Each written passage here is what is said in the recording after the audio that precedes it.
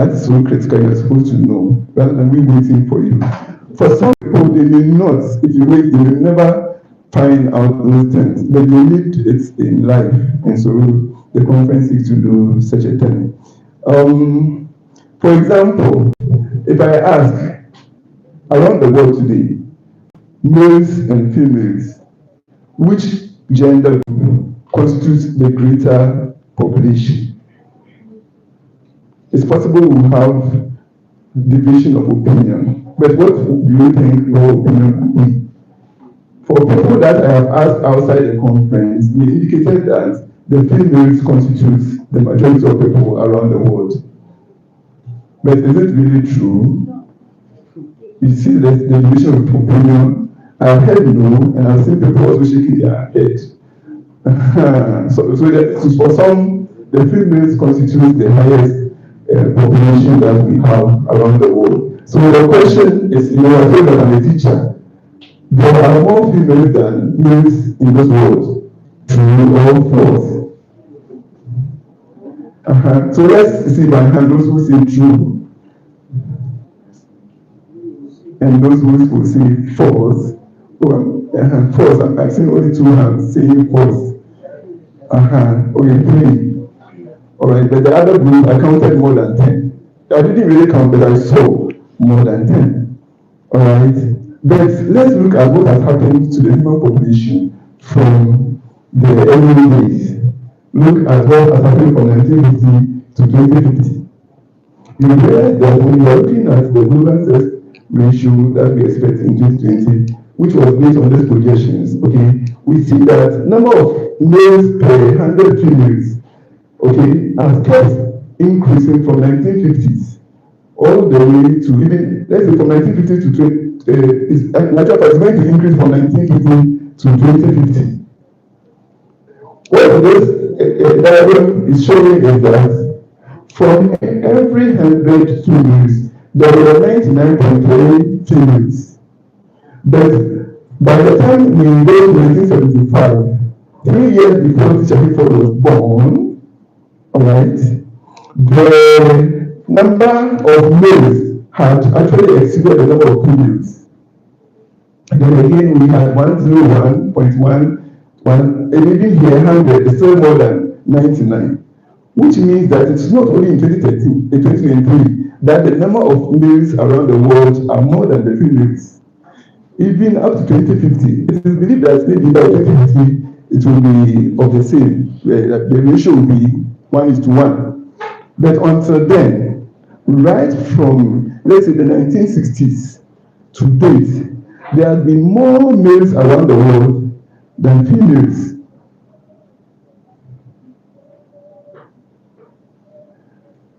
Is the conference telling you something critical? You need to know that if we leave you and you won't figure out, now, about 24 countries have been presented here. Look at the number of females per 100 males. Okay, per males in those countries. When you go to Canada, it's 99. Okay, 100 is 99. In other words, Canadians also they practice monogamy, all right? So it means that there are some men in Canada who won't get a woman to marry. Hallelujah.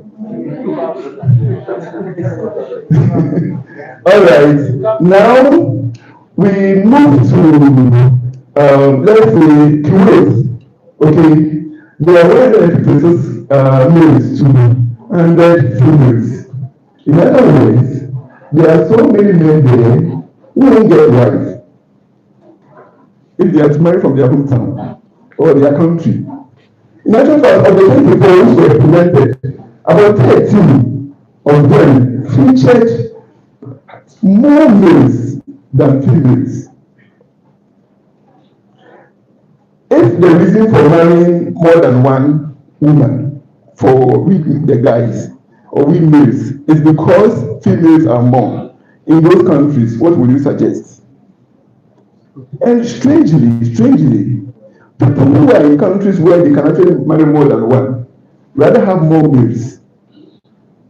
All right, because Americans don't really practice polygamy that much. The Portugal, look at all these countries. Okay, Poland, Armenia, Portugal, Brazil. Okay, these countries don't, or they don't have, they are mostly Christian countries, and Christians are monogamous. Now let's go to countries that are predominantly Islam. You realize that those countries, look at UAE, okay, United Arab Emirates, we have 228 men, 200 females. Look at Qatar, 266 men, 200 women. Look at Saudi Arabia, 137. So where will those people really get, when assuming you are beyond that country, and then say that we the Africans will marry multiple? Where will you get your women to? And those women, are they supposed to marry more than one man? Because in this world, we have both polyandry and polygyny. When you live in West Africa, when you live in Ghana, you think that it's men who marry multiple women. But there are so many countries around the world, and even in Africa, so there are so many tribes in Nigeria, where women rather marry more men. Yes.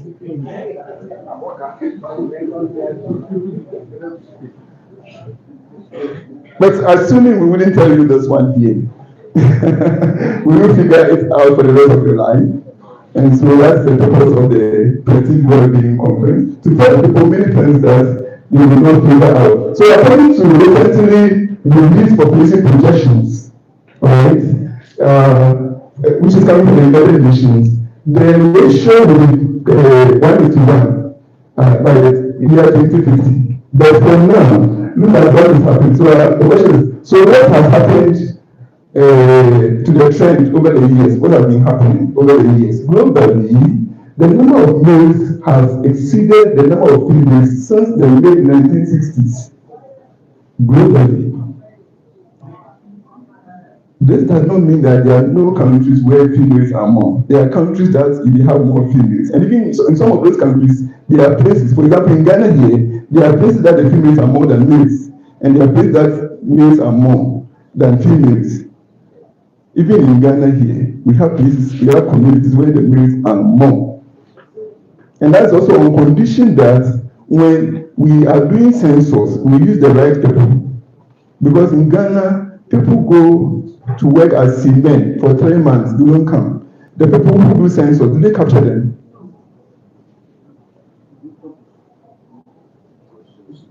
Some can even be there for 6 months. As of 2021, there were about 44 million more males than females in the global population. 44 million more males. All right. So maybe this status is also slightly different, showing us that sometimes, okay, of course, it's not different from the time we are talking about. The females here are constituting 49. So the males will constitute more than 50. All right, and this is 2013, this very year. 2023, yes, this very year, the females are more. So how will a female feel if she has been pressurized into thinking that if she doesn't hurry up to go and accept the relationship, she won't get a man? And now she has actually moved not out of love, but out of pressure to accept somebody. What happens to society? Any family that's not going to stand because of weak foundation is a great curse to a community or a nation. Falsehood. There are so many falsehoods, and that's what people who usually project, especially the radio stations, who they tell the truth. But Prestige Wellbeing Conference, with your support, will be telling the truth or the reality on the ground. So at the end of the Prestige Wellbeing Conference, you must be willing to be empowered. You know, once you're going to the conference, you must be willing to be empowered. Say, I must. I must. Say, I am willing. I am willing. I must be empowered. I must be empowered. I must. I must. Yes, you will be empowered. You will surely be empowered. Because the conference is meant to convey the university to the very doorsteps of people across Africa and beyond. There is so much information which is hidden in the university that people need to know, and the conference is willing to make it known outside the university. We must promote the university to the outside the university, and with your support as a co-sponsor of the Prestige Wellbeing Conference, we will surely do. So we must. We must. We will convey the university to the very doorsteps of people across Africa. We will. Say we will. Great. Gratitude for saying that, and we praise God for that. Why? It is because where there is will, there is a way. Where there's will, there's a way. And that God, with God, all things are possible. With God, all things are possible. Yes, all things are possible. We say we can do all things through Christ who strengthens us. Sometimes this one, if you're not a Christian, you don't want to say something. Why? Because you probably are not familiar with the fact that Christ, the Christ, is actually the Word of God, which became a human being. And God actually created the world according to both the scriptures of Christians and Islam through His word, through miracle. He did so through His word, miracle. He commanded, when He commanded, He gave out His word, He pronounced His word, and it was done. And so this writer understood that secret and said that if really God was able to do things through His word, then He too can do everything, so long as His confidence lies not in Himself, but in the word of God. Remember, those whose confidence lies in themselves, they commit suicide at the end of broken dream. But those whose confidence is not in themselves, but in the supernatural, have confidence and believe that the will of God should be done, and they don't. So when you look at let's come to science. Let's come to science, social science, or pure science, whatever. You realize that around the world, those who commit suicide mostly are not people of faith. We have social scientists here. So people of faith. And then there's also research findings which show that people of faith live longer. Why? Probably because they are like this man who said, I can do all things through Christ who strengthens me. So if you have adopted it, even though I'm a scientist, I still say that I can do all things through Christ who strengthens me. Yes. We can do all things which is legal. Because if it's true Christ, then it's the word of God. So everything godly. And that's why we have put the word God in here. We can. And we must be able to do all things. The conference, the vision is to reach out to both the retreat and the retreat. So you can see that the vision is big. As we speak, we have more, among the adults, we have more retreats than retreats. It is easier to get to the retreat. But what about the retreats? It can be very difficult, but it is possible. We can. The conference is intended to help all participants to build a solid portfolio in both the curricular and the extracurricular activities. Yes, the participants, especially the ones on the university campus, you must be able to showcase the fact that once you're in the university, your achievement wasn't what was only planned by the university for you, but that you took your own initiative and also attended programs or did voluntary services or certain things that you can boast about as your portfolio. You need to showcase that right from first year you do it as a professional. Because in the professional world, let's look at those in the environment. A time is coming, you will be required to have probably attended 4 conferences in a year before you get your promotion.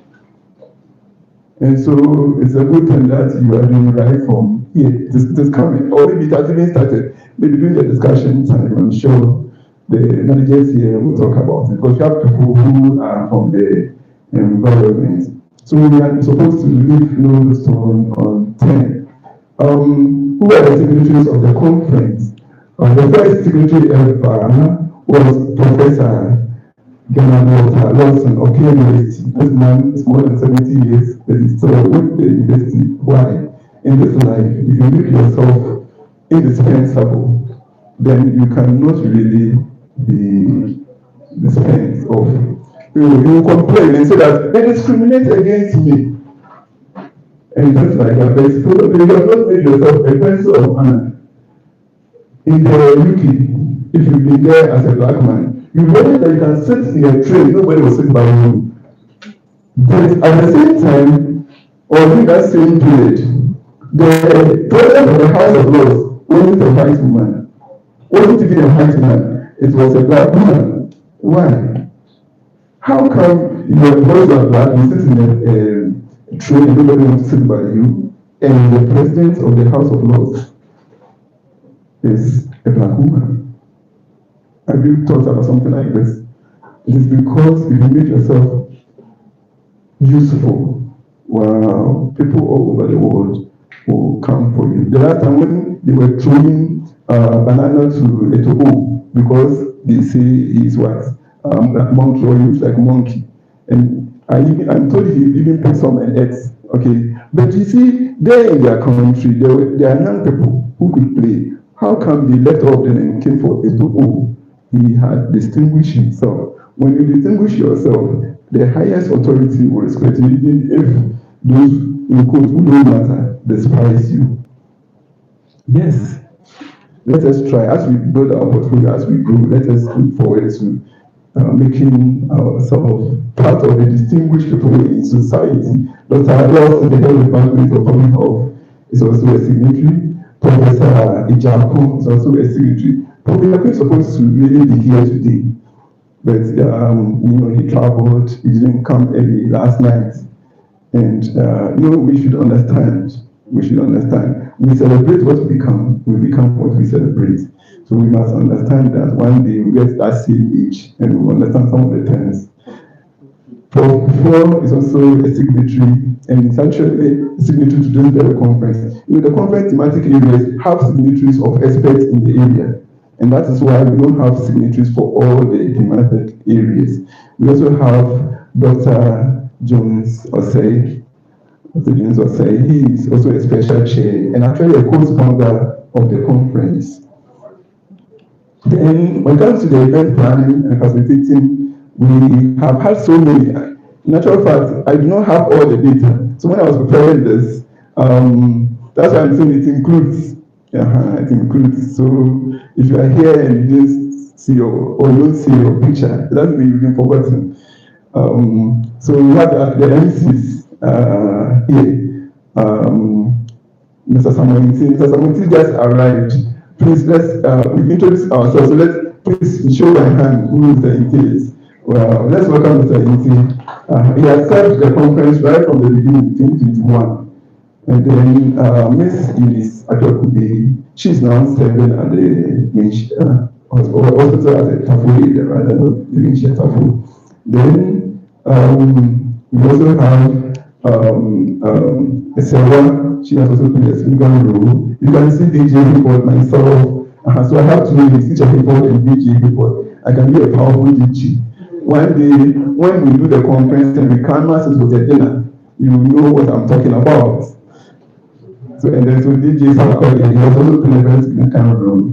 All these gentlemen here have been able to help. This was a representative who became his team, and she was instrumental. If I read one of them here, was also for my former TA, and he helped a lot of suggestions and everything. How was the conference impregnated? All right, how was it built and everything? The conception took place when I was a biological science student at Clare University. Third year, I did a presentation on the topic stress-related diseases and their management. And I did a lot of research and I read that, wow, so all these informations are there. And we didn't know. Even my daddy suffered from stress-related diseases, my mom. So how come I didn't know all this?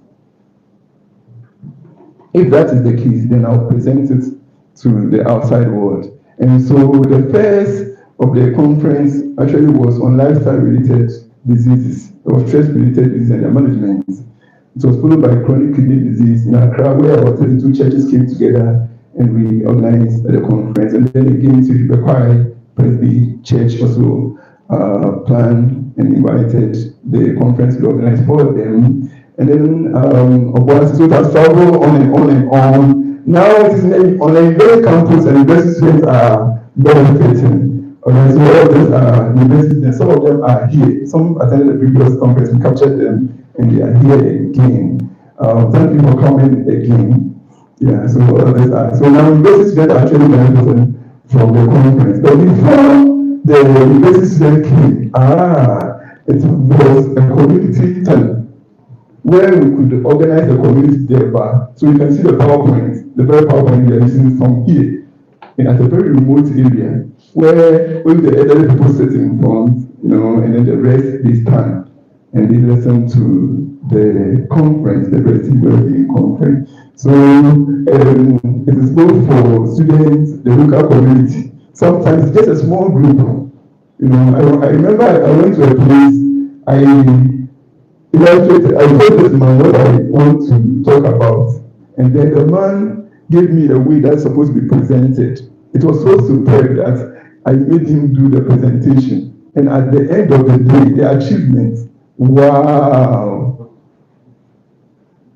So as you are sitting here right now, I know that whatever thing that I can achieve, it is possible that you can do twice that. That's the reason why I have so much respect for the students. Have you really seen me being angry at a student before? Intensity. It's not common. Oh, you have seen one already. Yes, it is because you see, it is today that sometimes I talk to some of you and then I'm talking to my students. Tomorrow, when I'm talking to you, I'm talking to the director of health, director of environment, director of education, director of regulation, or the UN Secretary General. Yes. And so there's no way I won't celebrate you whilst we're a student. Because when I celebrate you whilst we're a student, I'm sure you will celebrate me when you become a big man. So yes, remote areas benefit from the conference, and university student workers have benefited from the conference in the past. Sometimes employees do organize sessions for their dependents, because such that the health component matters to the employees. The more you are spending, because your people do not know about how to prevent diseases, the more you are draining your bank account. And so we are able to do that for families. Even in my own home, I do. That's what I have myself and my family here. I talk about health a lot, and I think it is compulsory that everybody should be in charge of his or her own health. So the audience is wide. It includes religious bodies. Remember the 22 churches at Accra and these 9 churches at the Obuasi area, clubs or students like me. Also, university students will give out certificates. In some places, no certificate is given, no item 13 is served, nothing like that. But on the university campuses, we present certificates, and that's why we see a lot of the presentations going on. Just as we are here today, and God willing, you will be getting a certificate for participating in this conference.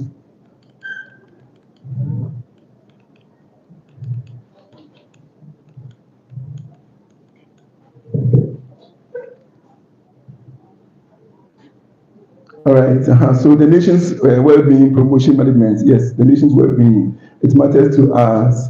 So the founder and the main speaker for now is Teacher Report here. But in actual fact, I'm not going to be the main speaker forever. As you go on, you understand why for now I've been the main speaker, but a time is coming, I wouldn't be. Why? Because look at the themes. The one we started with on the university campus was to explore the consequences of malaria attacks on you and your bloodline, where we delved into the biological and medical desiccation for the core by the WHO to end malaria for good. So, and even on the 18th of July, we actually organized that section for students. They didn't like reading in the same way. The white people who came to Africa, how many of them actually read the English numbers? Did we say they don't like reading? So why do you embrace the fact that you don't like reading because of Roman numerals or Arabic numerals or Latin or English? You love reading. If they are saying you don't like reading English, then it's okay. But reading you like it. So now that we have adopted English as our official language, do not lean back and say we don't like reading. It's a fallacy. If it had been a church, I would have asked you to tell your neighbor. It's a fallacy. Then, so growth and development of an academic professional, we want to also look at ambition. Okay, of course, this one is very important for us, for example, because education is one of our core mandates. So the growth and development of an academic professional, this embraces the educationists, all as part of it. Then ambition, building and owning and actually sustaining business empire in today's business arena, where we are supposed to explore the factual and practical guides to success.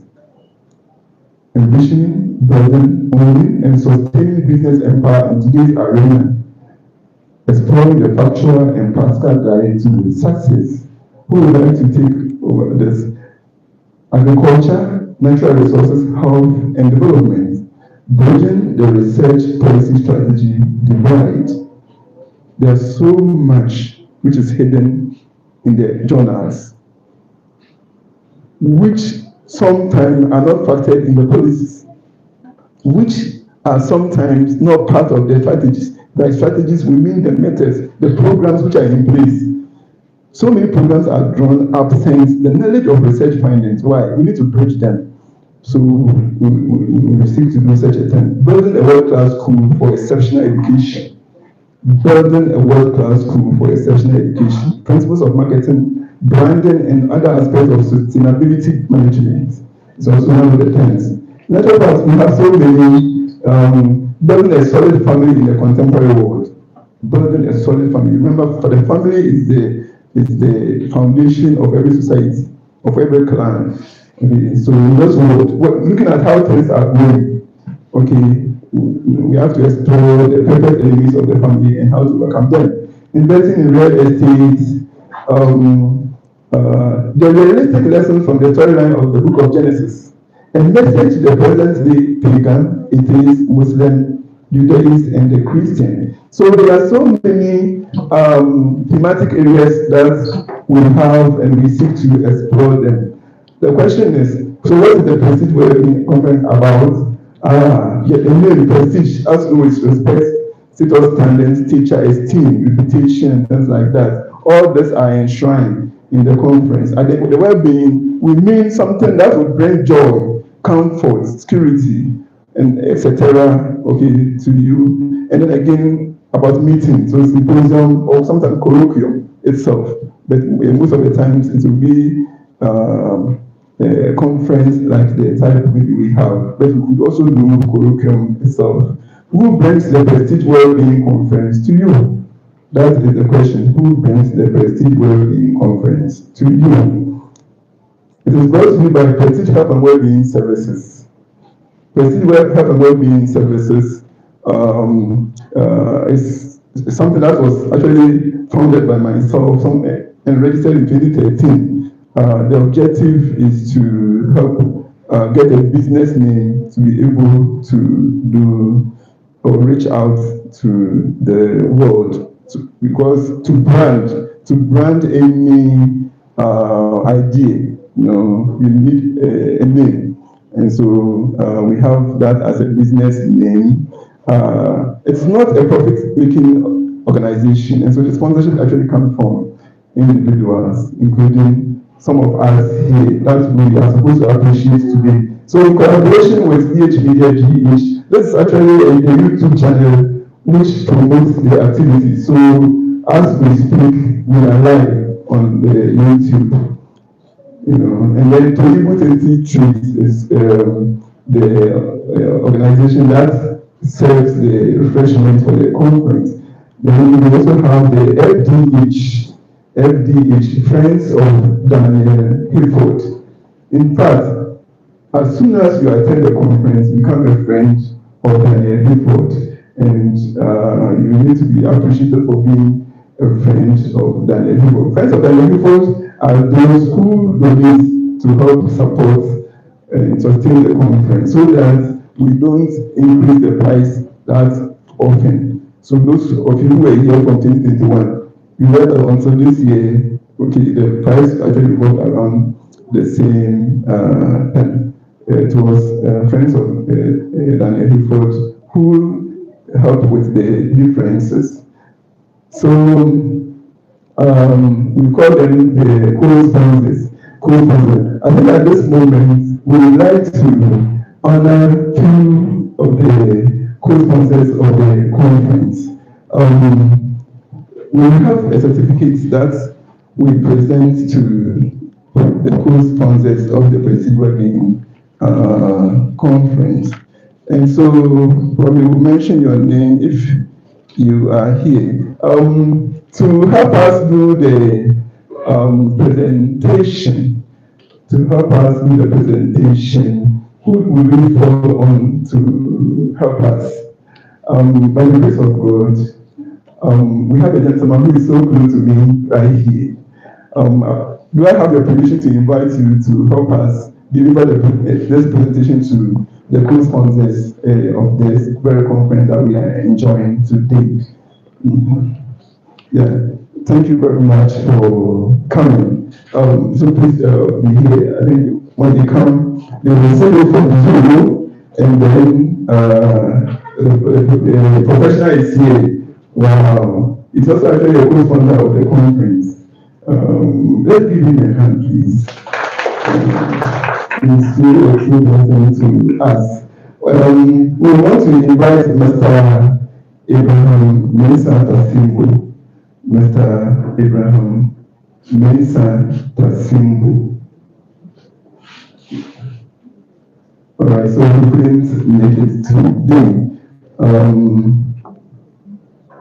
Miss Iba Dua Limakun. She's also not here. Mr. Kwame Bia Akuta. Mr. Kwame Bia Akuta.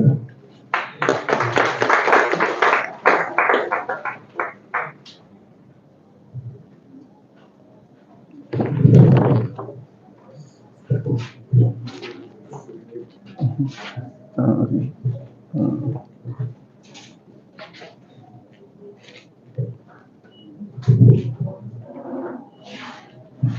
Miss she's also not here. She's an old student.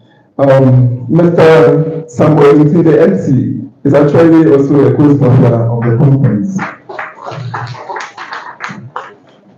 Then we have Miss Olivia Akususi. Miss Olivia Akususi.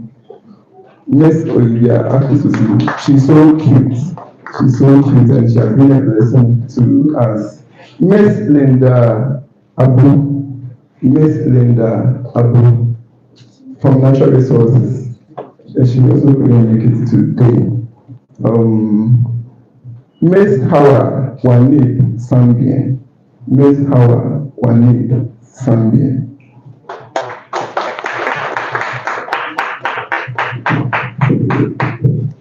Natural fact, there are more sponsors who are here. There are more of the sponsors who are here. One, Mr. Linus Kara. That is the monetary service. Yes, one Linus Kara Andman. He offered a voluntary service as a registrar of the conference, but he's not here. So we have people who are registrars and people who are co-sponsors. So some of the registrars are also co-sponsors. So Mr. Linus is not here. Then Miss Sandra Obenewa Jeche. Mr.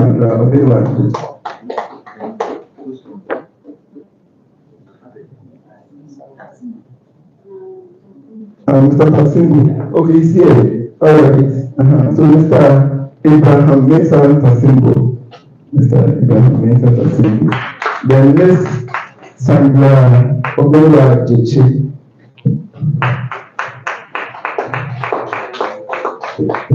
So that certificate is she's receiving it as a registrar for the conference. And this one, she's receiving another one as a co-sponsor. So she's both a registrar and then a co-sponsor of the conference.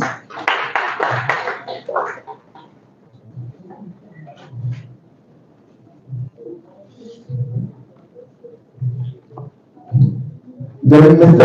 Regan Aponsa Asari, for his voluntary service as a registrar for the conference, Mr. Regan Aponsa Asari.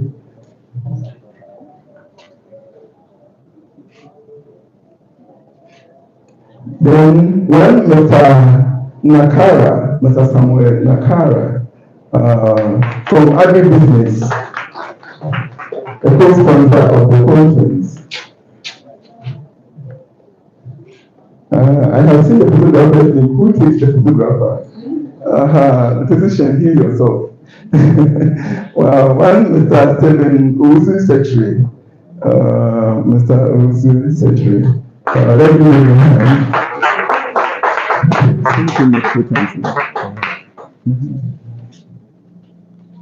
Linus is not here. And Leonard is not here. So.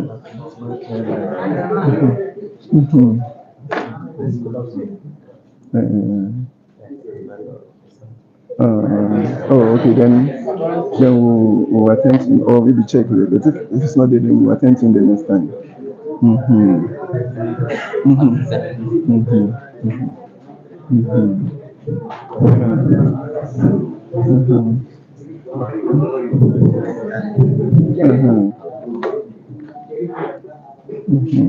Then Mr. Daniel Anhutu. Mr. Daniel Anhutu is also a co-founder. Mr. Daniel, followed from the government page. Then Mr. Emmanuel Alpha. Mr. Emmanuel Alpha is also a co-sponsor. A final year student.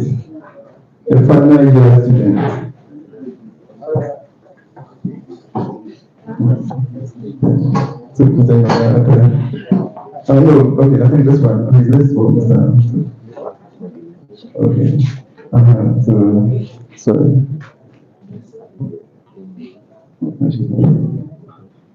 Yes, please.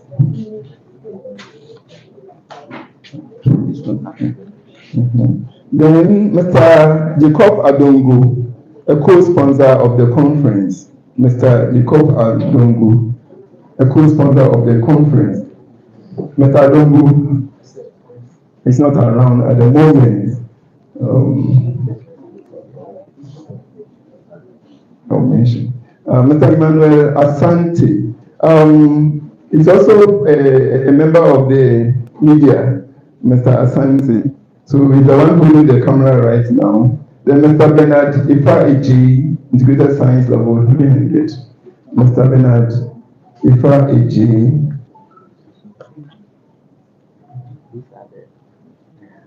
The consequence of they're not around. So we have others who are actually not around, and then we also have some who are around, but their certificates is not ready. Please forgive us. We will surely see you attended to at the right time. We haven't forgotten the issue. All right. So we'll see to you. Thank you very much. Yeah.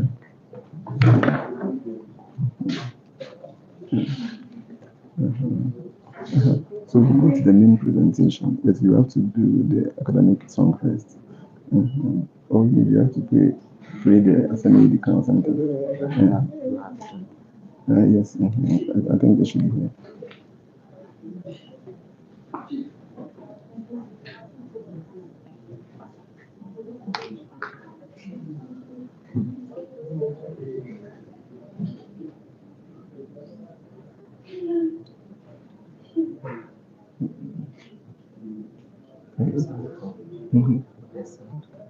Okay, then it's okay.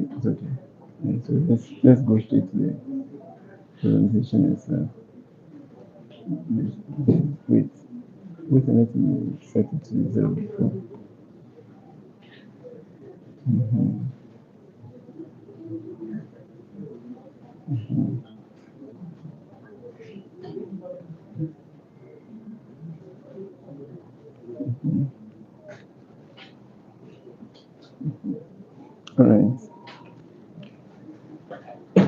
All right. So thank you very much for the attention. May God bless us all. Yes.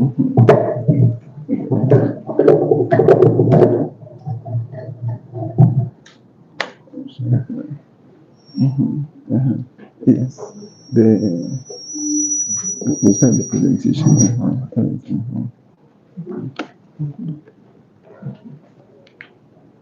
Give it back to me again. Hello. All right. So we sat down for a few minutes.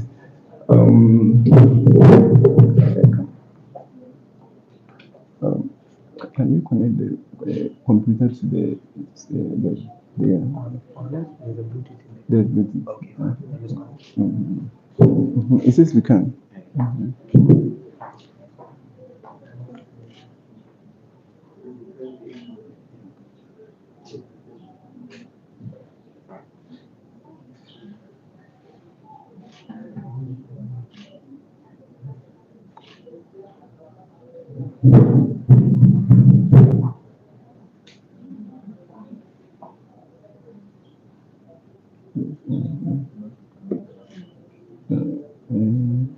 Let's open the instant first. Let me see. I'm coming in. I'm here. It is here.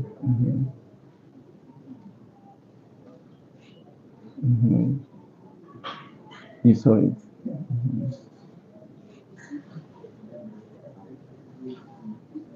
I think it can be cast on a Bluetooth.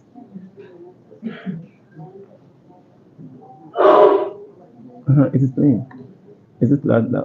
Then it's already connected. Or...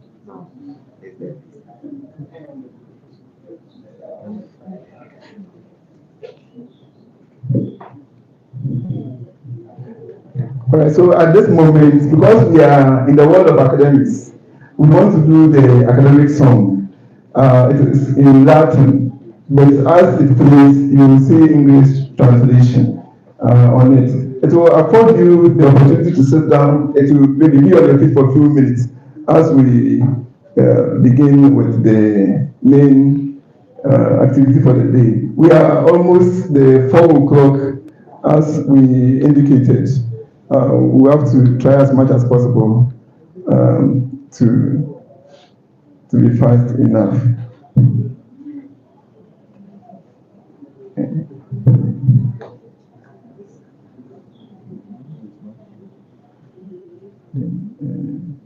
In that case, we can open it but not play with this.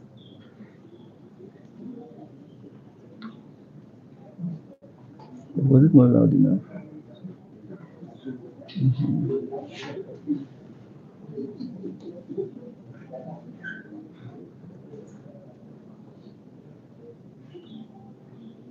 Well, there's something that we used to cast some.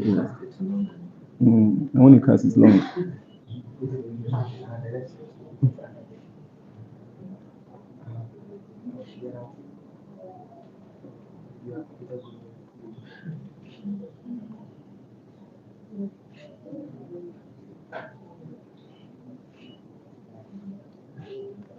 The computer is tired.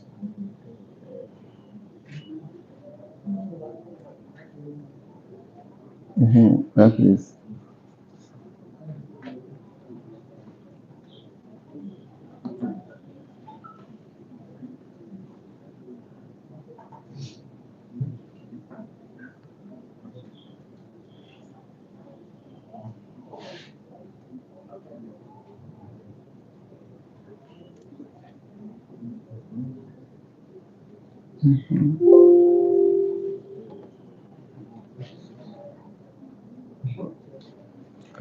I think it will be this one. Google.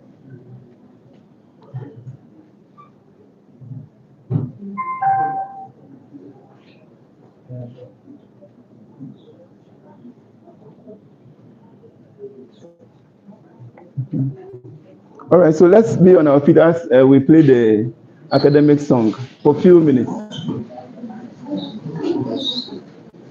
The title is God the Amos, meaning let us be happy.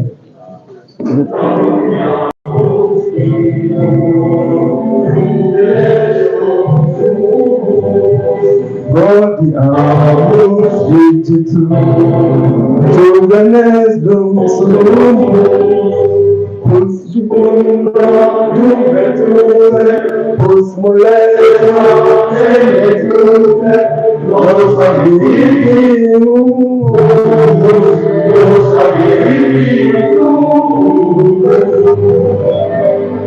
this song is telling us that we should be happy whilst we are young. Why?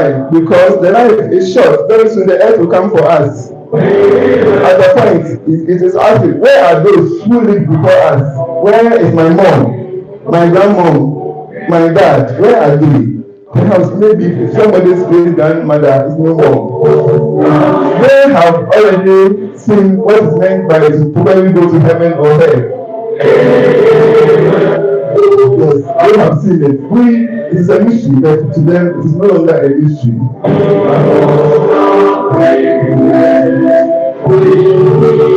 Our life is too short and it ends so fast. Our life is not long. That is why we need to achieve everything we are supposed to achieve in this life now. There's nothing like delay. We don't have to delay. We have to bear our fruit in our season. Because when that life does come, it will not take any exception. A professor, a doctor, an imam, a teacher, everybody goes. But when we make up our mind that we are going to achieve, we can achieve a lot. So we are saying, long live the university, long live the professors. Oh, today you are a student, tomorrow you will be a professor. It won't be long. For some of you, in less than 10 years, you become professors. Yes. And some directors, different kinds of jobs. But we must set our hearts to the task. We must choose to blossom forever.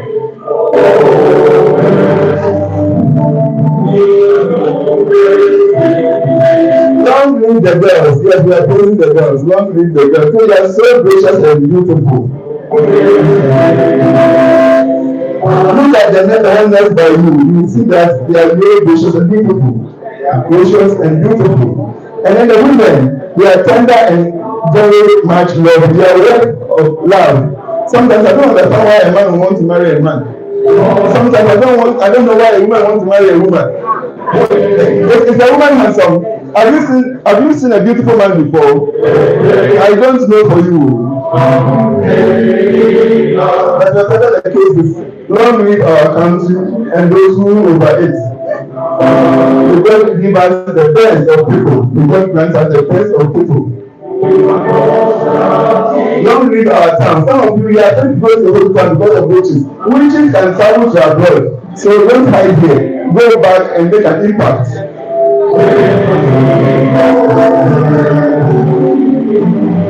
We thank all our leaders who are helping us here. One day, we also become leaders and help many people. We say, celebrate what you become what you celebrate. Was said by one Saint Augustine. Thank you very much. Let us take our seats, please.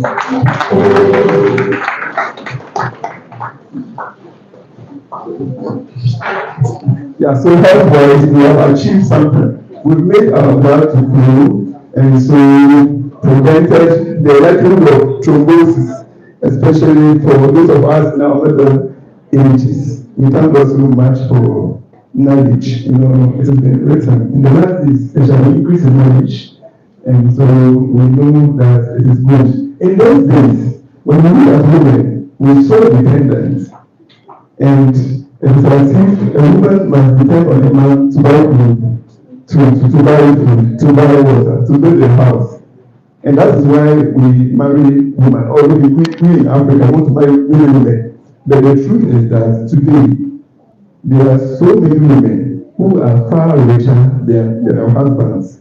If what a woman needs, or if what marriage is for, is food and water and where to sleep, those women really need a husband. So there's more to marriage than food, than water, than good. If there are women in your life that you can help, don't marry them. Empower them to become a woman of substance, and let's encourage them to get a husband. Instead of saying that, let me marry all of them because I'm taking care of them. We don't marry somebody because we are taking care of. That is the truth I am telling you. You see, the truth is one. When you speak it in the morning, you will be free in the evening.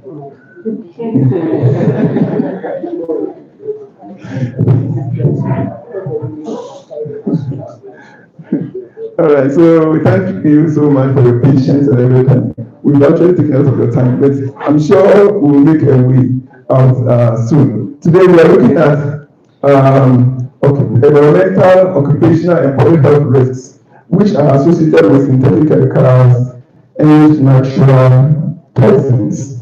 Occupational, environmental, and public health risks associated with synthetic chemicals and natural toxins. At the conference, sometimes we have lay people, sometimes we have people who are at the SHS level. So the part one, sometimes we look at the key terms that we use so quickly.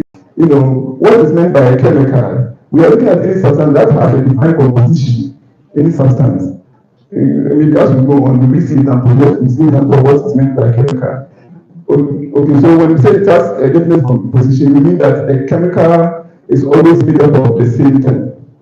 So water won't change in chemical composition. It will remain, it is of the same constituents of the elements. So chemicals such as water occur in nature. In other words, some chemicals occur in nature. We're talking about hydrogen, nitrogen, oxygen, phosphorus, and sulfur. The properties of these elements are essential to the uniqueness of cells of these organisms. So this beautiful organism, their uniqueness is actually because of the properties of the elements that they are made up of. Did you know it is not only human beings who have unique fingerprints of all the 8 billion or more than 8 billion people who are in the universe now? We all have different. In fact, of all the humans who have ever passed the surface of this earth, they all had different fingerprints. But it's not only humans. The Siberian tiger, each of them has different stripe pattern on its body. You can't find two that have the same. You discover thousands, all of them have different elements. So it is different because of their chemical composition. So water is made up of two elements, hydrogen, and then two hydrogen and then one oxygen. And it's supposed to be the most important molecule in cells. It actually accounts for either 70% or more. The brain, the heart, they are all made up of huge quantities. For example, the brain and the heart, 73%, the lungs, 83% of water. We take water out of the brain, and then it is left with 83% constituents. Or maybe that of the lungs, 83% out of it, and then the rest is something else. The skin contains 64% water, and that is why probably it is encouraged that we sip water regularly. I can see that for how long we've been here, some of us haven't drank water. Myself, I haven't. But if you can save just a little bit of the water now, I will be grateful. I will appreciate it. And if I can also be served with one, I want my second. In a man's body, 70 to 80% is water. In other words, if water is a natural occurring chemical, and 70 to 80% of your body is made up of water, then it means that you are 70 to 80% chemical. If we use only water alone, assuming there's no other chemical but only water, then you're made up of up to 80% water. So cell, blood, bones contain all huge quantities of water. The interactions between water and the other elements are of central importance in biological chemistry. We have chemists around, yes, we have some chemistry people, we also have biochemistry or people who study biochemistry as part of their courses. So if you are a chemist, you are at the right place. If you are a biological scientist, you are at the right place. Integrated scientist, you are at the right place. If you are a health worker, you are at the right place. Look at salt, for example. Salt contains the element of sodium and chlorine and is commonly sought after in many forms of life. In the account where they say in Chile, or sometimes they refer to an old man as somebody who has taken salt for long. Within Chile, Aceh. So it means that it's not only humans who really go for salt. Look at this beautiful birds. Sometimes they converge at the head, the head, just to go and eat some salt. Yes. So it's not only humans. And the graph here is telling us that when you look at the earth crust itself, okay, it's mostly made up of silicon, aluminum, and magnesium. No, silicon, aluminum, and then oxygen. The blue. The blue is for the earth crust because I didn't label this out. Then the blue stands for the earth crust itself. It's mostly made up of silicon, aluminum, and oxygen. What about living organisms? Living organisms are mostly made up of oxygen, nitrogen, carbon, and hydrogen. And that is why, together with sulfur and phosphorus, they become what we call the biological molecules or biomolecules. Maybe some of the chemists here would want to go into molecular medicine. Maybe they will be talking about biomolecules and other things. Yeah, it's good. So we have potassium in all those things in our body. What interests me the most is this diagram or this presentation over here. Alright, look at the things that we actually take into our body. Do we really know the pH of what we eat? Do we know the pH of what we drink? Yes, it is true we are made up of water, and then other chemicals. So we have chemicals in our body. But what kind of chemicals are we supposed to actually put inside our body at any point in time? So this one is showcasing the different kinds of things that we take and their pH. The pH is talking about whether they are too acidic or basic. If somebody is aging fast, there's a likelihood that the person has more acid in his body. And so in combating aging, rapid aging, one of the things is to try as much as possible to reduce the acidity of the body. And so some authorities will advise you that fruits, for example, should not be eaten on top of a heavy meal. Why? Because it is thought that the heavy meal will delay the movement of the fruit. Fruit doesn't take a long time. Maybe within 30 to 45 minutes, it should be out of the stomach. When it's on a heavy meal, there's a likelihood that it will rot and then it will produce gas, giving, let's say, heartburns. It's also believed that it causes sagging of skin in, let's say, women, for example, or maybe wrinkles. It speeds up growing. And so, sweet after meal, which was proposed by, let's say, the caterers, is somewhat found to be unscientific. How do you eat? Do you eat like a caterer or like a scientist? Ask your neighbor.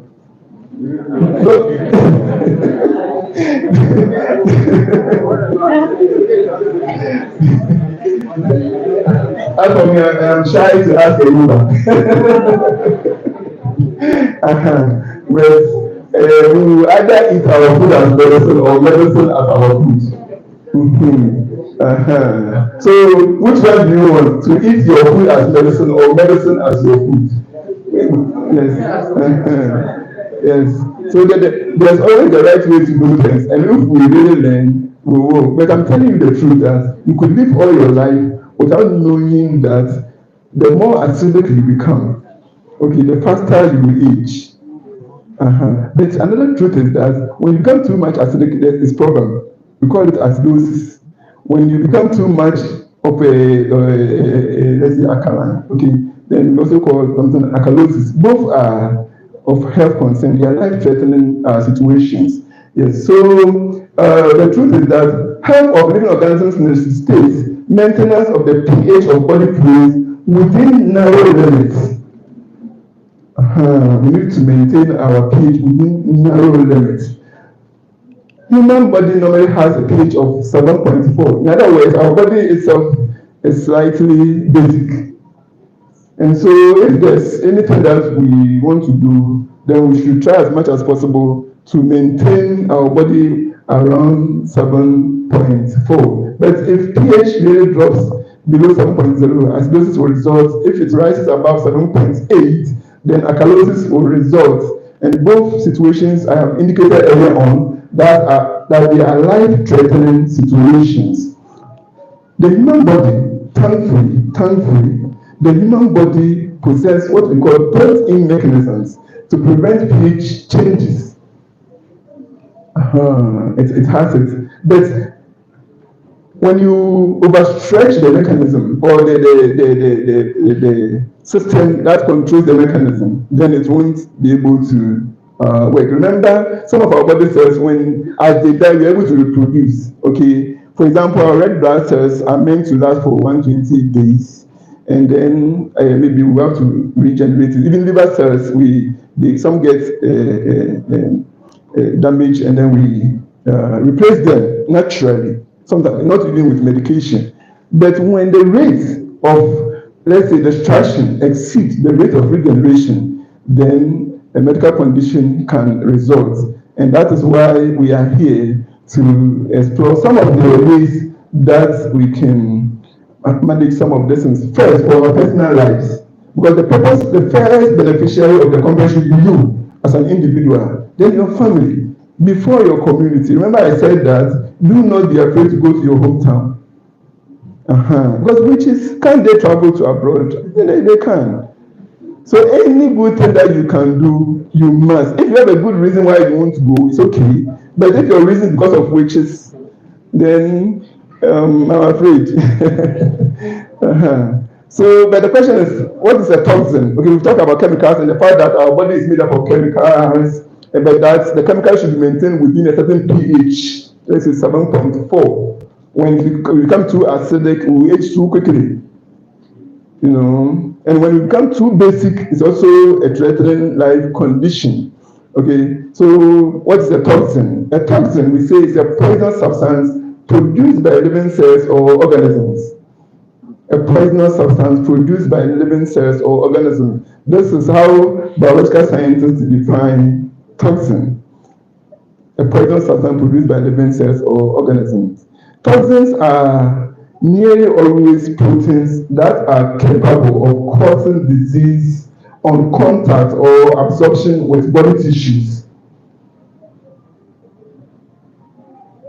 So we started exploring the public health aspect of the show. Okay, toxins, they are nearly always proteins that are capable of causing. Proteins, are they not useful? They are useful. Okay, if probably before you were able to get your A in integrated science, SHS level, you probably answered the question on the importance of protein. But see, the fact that something is important doesn't mean that it can be mishandled or misused. We need to be able to make sure that we take care of this note. The fact that something is important doesn't mean we can abuse it. So protein is important. There's some proteins, okay, some proteins. And in natural fact, the life is such that something that will be toxic to one organism may not necessarily be toxic to another. So something that is toxic to one organism may actually be the food that another organism used to survive. And so we need to look at it carefully. And if that is the case, then what certain organisms eat, you can't simply eat because another organism is eating it.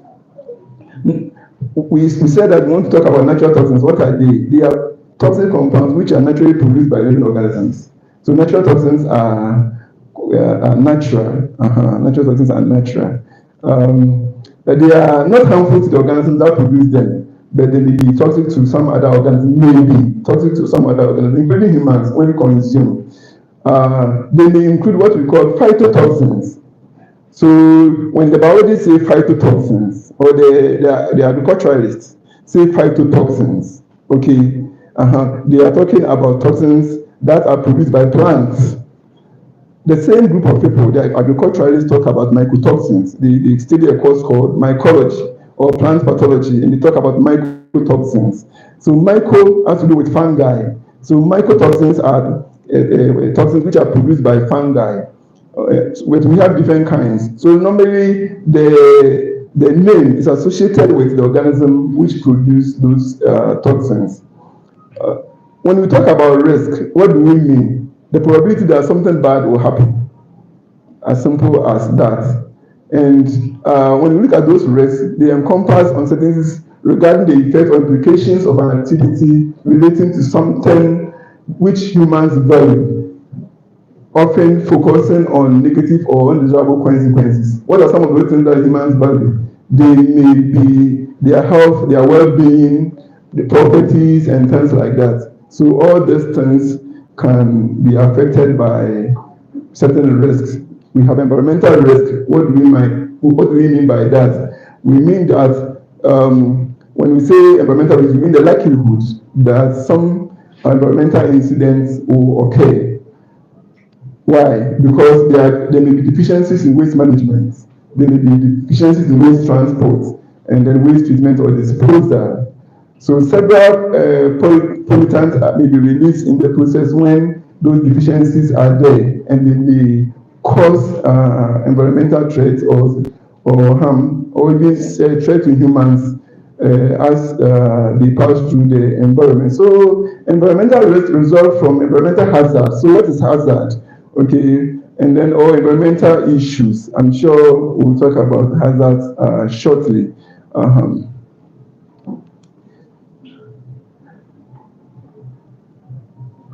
All right. So what about occupational risk?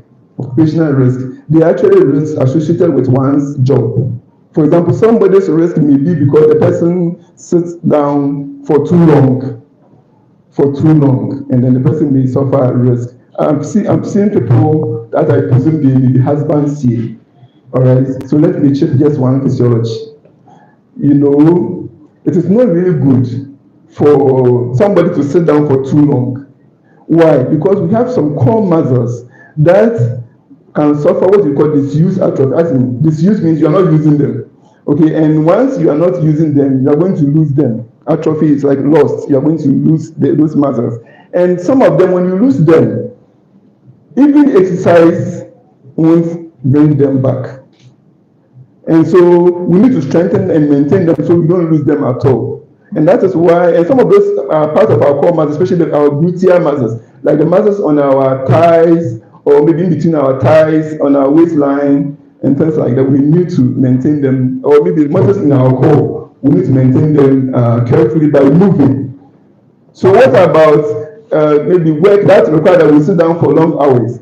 If you have watched people who rather, instead of picking the phone and calling the next office, but who rather move to the office to go and communicate and come back, then you are familiar with people who are actually maintaining those muscles. You don't have to be sitting down all the time. Because as a man, you may lose the ability to celebrate manhood in the process. Who want to lose the ability to celebrate manhood? But it's the same thing also applies to women. You know, marriage should be sweet, marriage should be beautiful, and so we need to take care of such a thing. But apart from those things, so occupational, the kind of work we do can actually pose risk, even to our marriage life. Yes, to our marriage life. So we need to be careful about those things. Then we have public health risk, things that may lead to threat to the health of people. This one can be biological, okay, or can be some activity or maybe chemicals, you know. And so today we are talking about chemicals here. So a hazard is something that can cause harm. Like maybe you see a banana peel on the floor, you know it is a hazard, all right? Or maybe you see a lot of wires around, it can cause a trip and fall, and so you know it is hazard. But the risk is the likelihood that those things, maybe somebody will step on the banana peel and fall down. That is the risk. So the banana peel itself lying on the floor is a hazard. The likelihood that somebody will step on it and fall is the risk. So the risk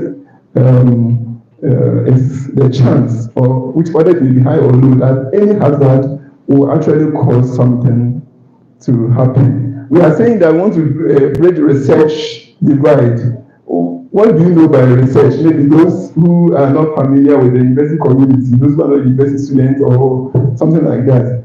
When we say research, we are talking about investigating into something, but either by way of observation or by way of interrogation or by way of probably They're putting chemicals together. Okay, sometimes we can mix things just to observe what will happen. When you decide that, even when you are cooking, sometimes you do research. Okay, sometimes you just add more of the salt to see how the taste will be. Okay, and then you know, when it comes to judgment or measurements, you can do so using equipment. But sometimes we use the human judgment and just take small of the salt and then you put there, and then you taste to see. Okay, it's a kind of research, experimenting. So research is about experimenting. Research has produced so much information, and those information we are supposed to be able to use, to benefit society. How can we, okay, we are talking about how can we bridge the gap between the research that has been done, the policies which we have, and the strategies or ways that we are handling certain things in society. Okay, so a policy, what is it about? A policy is a system of principles which are purposely formulated to monitor the decisions and actions of members. Okay, let's say in an organization or sometimes in a nation, okay, where there's group. So we can have the university has occupational, there's a health and safety policy. And then it will be signed by the highest authority here.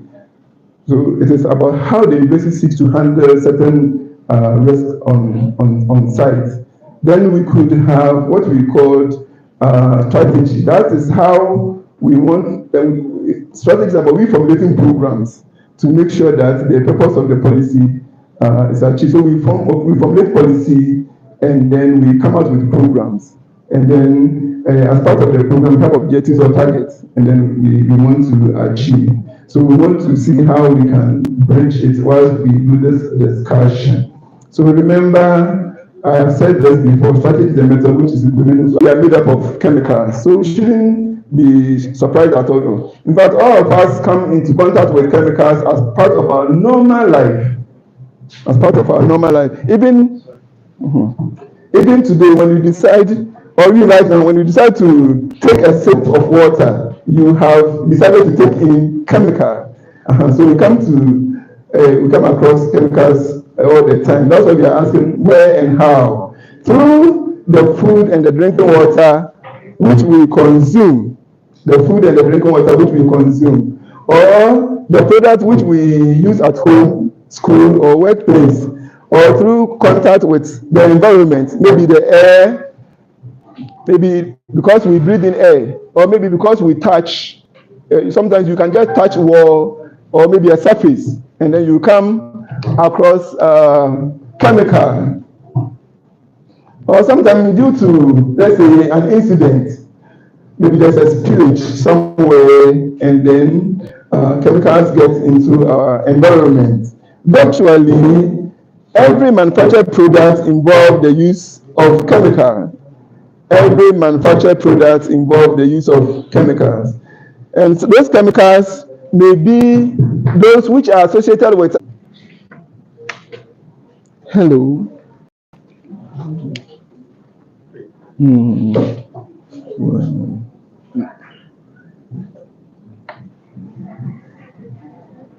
Hello.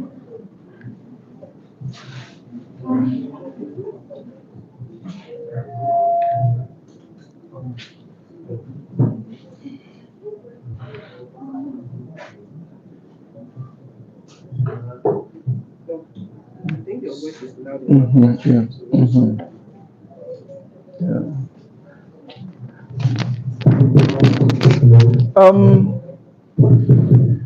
I think I wish my natural voice. When we were young, we heard that Kwame Nkrumah used to speak big English, and then those big English actually included fancy words. So he would go to a white man's house, and then he would speak in a way that the white man won't understand. For example, if they are waiting for spoon to be served, okay, Kwame Nkrumah could go like, if the spoon is not ready, Muma Yemfa Yensen Didi. If the system won't work, let us use my voice. So virtually every manufactured product involves the use of chemicals, and those chemicals, for us who are from the area of agriculture, we are familiar with them. Maybe you live in a community where disease control is also going on, okay, or maybe you are even a disease control officer and it involves the use of chemicals. You know how people may be exposed to chemicals. This one too is going. Ah. Oh. Wow. But Kwame Nkrumah said only the spoon. How come the plate too is going?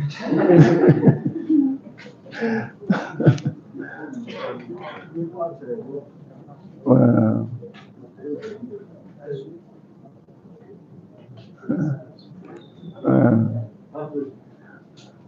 All right, so let's was going to be a faculty member here. Now let's see what happened. I returned to KNUST.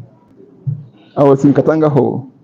I was coming out of Katanga Hall, and then I saw a lady. She dropped gum. The cover, okay, of a gum that she just took. I was so much surprised. I said, "Is this not what I said? It can't happen at KNUST." So there's no room for assumption. What we need to do is to take action. Remember, we said that the Pursuit Wellbeing Conference is meant to empower you to take the necessary actions that will help us make our world worth living. There's no room for assumption that, oh, this one won't do it. We need to tell people, we need to at least remind people, even if we think that we can't teach them. We can, because if you can't teach somebody, you can remind the person of the tenant to achieve the same purpose. Yours is to facilitate the person's learning. So in actual fact, the industry is growing, and there's a need for us to really set up and prepare for it. And that is why I am fortunate, not only because early grade people are here and they can actually pass on certain thoughts, okay, ideologies to children, so that by the time they grow, they may not individually be even throwing things about.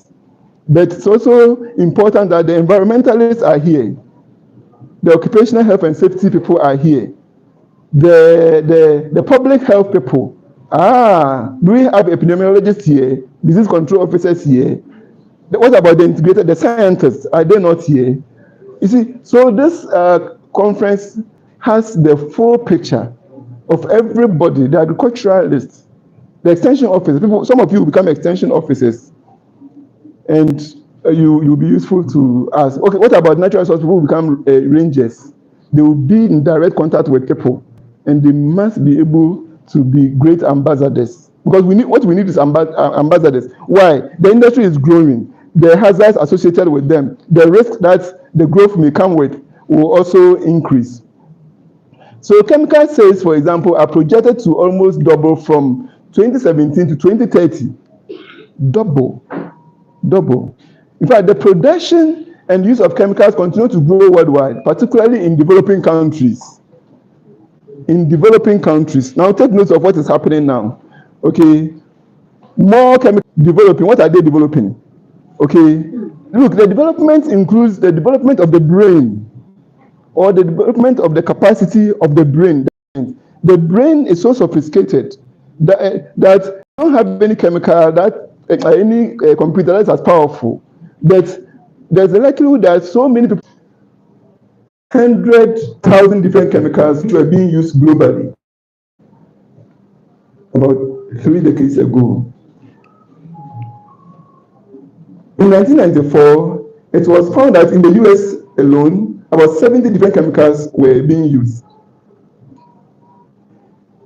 And according to the recent reports, just 2020, we also know that approximately 40,000 to 60,000 of the known chemicals can still be found in commerce.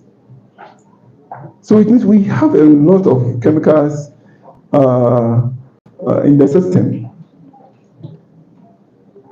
Of these chemicals that we know of, about 6,000 constitute over 99% of the total volume of chemicals which are found around the world. In 2016, for example, a small number of chemicals for which data are available were estimated to cause 1.6 million deaths.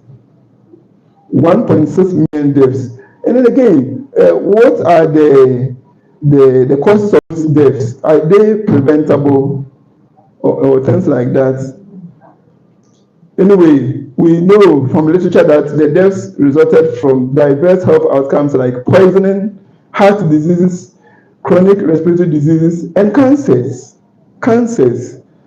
Once upon a time, not long ago, there are certain anomalies or certain medical conditions that were not associated with Africa. Cancer was one of them. How many cancers did we have maybe earlier on? But now we have skin cancer, we have throat cancer, we have lung cancer, blood cancer. So which people would want to actually go into the association between the proliferation of chemicals and the cancer situation that we have? Because sometimes you get to final year, maybe you are an environmentalist, you are a public health person, say, I do not have project topic. How can you live in a developing country, go from first year to final year, and you don't have project topic? Chemists, biologists, physicists, environmentalists, public health personnel. I've seen one public health person trying to cover the piece. Do you also feel shy? Maybe you're an agriculturalist. Because there's so much to be explored, and that we need you. You can't finish school in a developing country and say you don't have anything to do. If you say okay, nobody has employed you, that's when we can understand somebody doing that to your mother. And then not knowing, the mom actually left them when they were very young. And so by the time the mother was coming back, they had actually adopted the stepmom as their true mom, and she's the one that they actually know, and they are not willing to part company. So some mothers also do that. With all due respect, do we have a mother here whose child is nowhere to be found? It is not too late. But please, some of this stories or some of this things I'm saying can actually bring a lot of emotional issue. But I think that you, instead of thinking about them, pray over it. Then God will direct you to take the right step. It's the issue that will give you problems, sleepless nights. Pray over it, you will sleep like a baby. Even if you are guilty, you will sleep like a baby. But when you dream, then you realize that God will talk to you, and then you go and do it again. God speaks to people. Just before we started the medicine, my phone got damaged. I didn't know the schedule. So I asked someone, when is the medicine scheduled to begin from the mornings? The person said 9 a.m. Then let's see what happened. I planned my time with the intention that I would have to come to campus at 7, and then within the 2 hours, print all the papers that I'm supposed to do. So I slept. When I was sleeping, I said, God, I don't have my alarm clock to set. So I want to sleep for 1 hour, wake me up. I slept, I woke up, and it wasn't up to 1 hour. I was still tired, so I tried to sleep a bit, because actually I woke up around 3 o'clock and worked till the morning. And then I tried to sleep just 1 hour and wake up at 7 and come. When it wasn't 1 hour yet, I tried to sleep small. As soon as I slept, okay, and when I was sleeping again, I actually prayed to God that when the time comes, please wake me up again. Because my clock is not working. And I said that I used to do that when I was a child. So God, I'm doing it again. As soon as I slept, I saw the principal wearing white. Dr. Hayford, the midterm is not supposed to be 9 o'clock. It's supposed to begin at 7. Then I opened my eyes and asked, what kind of dream is this? Because they said that you means you are thinking about something. But I wasn't thinking about principal. So how come the principal come and tell me that it begins at 7? I dressed up quickly and then I came. I was in a car with a public health student. I asked the person, but your midterm was scheduled at 9 o'clock. I said, no, it is 7 o'clock. That's why she's rushing to campus. And I said, hey, wow. When we got to campus, the students were getting gathering in front of the lecture theatres. And when I found out, it was really true. So, Dr. Hayford, the midterm it's not supposed to begin at 9 o'clock, at 7. When he came, he actually spoke English. He normally speaks fancy with me. But when he came to my dream, he spoke English. Was it Professor Okay? Or he was converted into an angel of God? I don't know.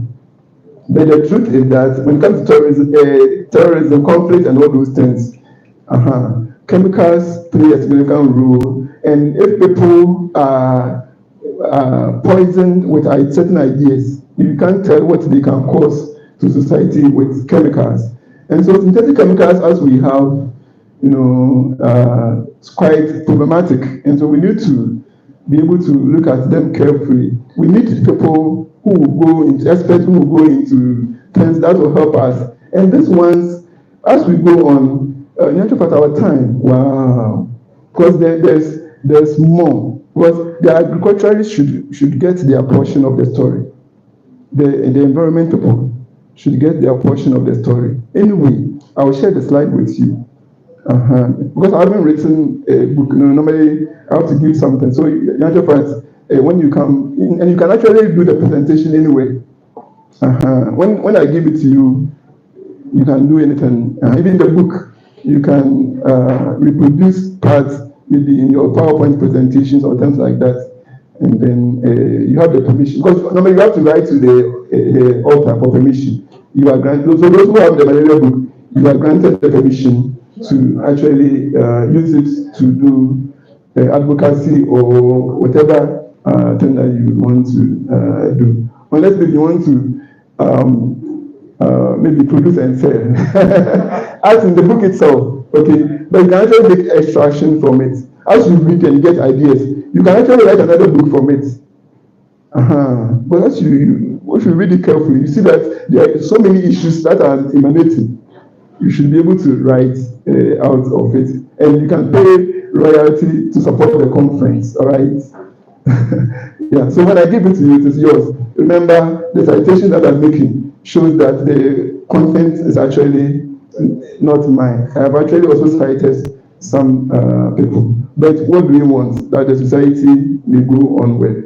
So I've actually shared it with you, so that you can disrupt our community or ruin our community and everything that we so dearly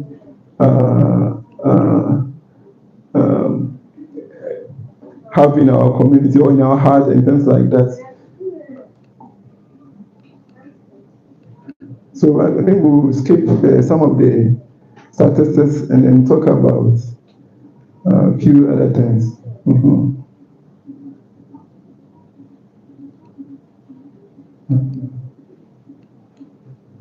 All right, so from here, I think we are talking about the fact that if we are able to timely identify the causes of leakage or exposure of chemicals to the environment and things like that, then we'll be able to manage it.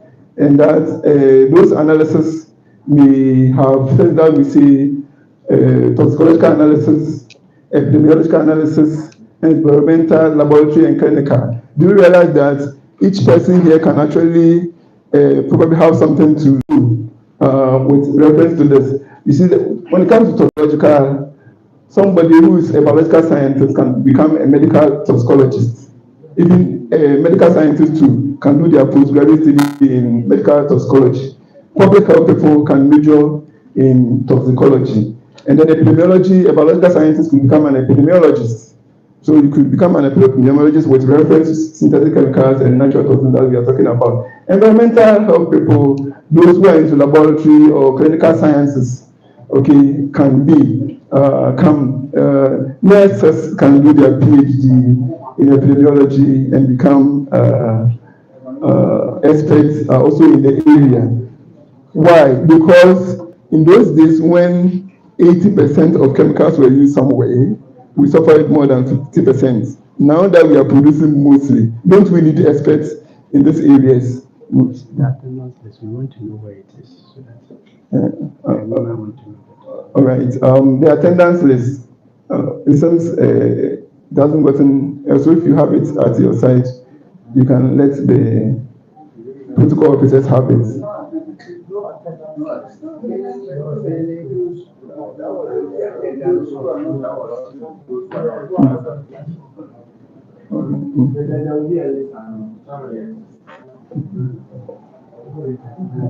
Yeah. So it means that we require so many experts in these areas. We have what we call poison experts. These people could be chemists, they could be biochemists, they could be environmentalists, they could be biological scientists, medical doctors. And when they are adequately resourced, we are sure they can help us manage the situation that we have at hand. And so these are some of the things, maybe environmental chemists. Professor Date, for example, is an environmental chemist. Maybe you admire him so much, you are doing chemistry, then it means you could become an environmental chemist. And will become very important to the contemporary issues we are talking about right here. But others that I've mentioned could also secure a field in the area. But what if you can become a major? Okay, at least you, at the end of the day, you should know that we have an emergency as far as chemical is concerned, and that everybody, whether the person has gone to school or the person hasn't gone to school, needs to be brought on board. Why? For those who are, let's say, 4 years and above, more than 60% of those in Ghana actually cannot read and write. Okay, our overall reading and write rate, do we have up to 50% of Ghanaians, okay, being able to read and write? Check the contemporary statistics. You will see that we are still less than 50% when you put the whole population together. And when we look at people of 40 years and above, there's a likelihood we even get about 60-something% of the people not knowing how to read and write. So what is the way forward? The way forward is that we should look at those people. Some of those people are actually farmers, and they apply fertilizers, they apply chemicals. How do they apply those fertilizers? With the help of extension officers. Do they really adhere to the instructions of the extension officer? So maybe a final year student of agric would want to study or do a project which looks at adherence of instructions, okay, or communications from extension officers by our farmers, our local farmers. Because if they don't adhere, then we'll be, of course, you may be in the office one day, but the problem will still catch up with you. And so it is not only for some others, it is also for you if you are a scientist. It's actually also for you if you are an agribusiness personnel. Why? Because in this country, maybe some of the students should do their research into maybe documenting the chemicals that we have in the country. Okay, and then trying to find out the chemicals that FDA has actually approved and compare and see whether there will be difference.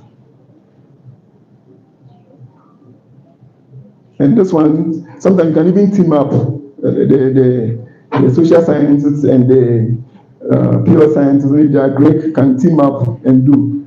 Okay, even after school, you can still team up and write a proposal for grants and still do research whilst you are teaching as a member of the Ghana Education Service. So there's so much to be done. We need some of you to become toxicovigilantes, people who country, so that you can really actively engage in the process of identifying and assessing the toxins from exposure to various chemicals that we have.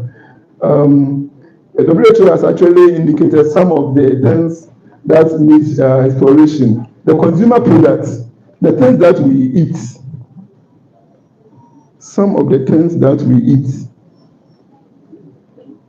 they have implications. For example, when you drink malt and then you are drinking malt, okay, do you know the quantity of sugar you are putting inside your body? The chemists here, the biochemists here, the health workers here, won't you tell us that even just 1 teaspoon of sugar can actually change your biochemistry for 24 hours? Okay, so that if they say you should reduce sugar, it is because maybe you may not be able to eliminate it outright, or so reduce it. But what if you take a bottle of Coke and you want to drink all at the same time? 44 grams. Assuming a gram is like let's say maybe half a cube or something. So how many cubes of sugar will you be taking? Okay, or even if 1 gram is equal to 4 cubes of sugar, and you are taking 44 grams, how many cubes of sugar will you be taking whilst you are taking Fanta or Coke? But do you really look at what is on it, or you just take it and drink? So the consumer products, the chemicals in it. But why do they put so much chemical? For some, it is because sugar, for example, is addictive. And if there's sugar inside, you like the thing because there's sugar inside, but you don't even know that it is because there's sugar inside that you like it.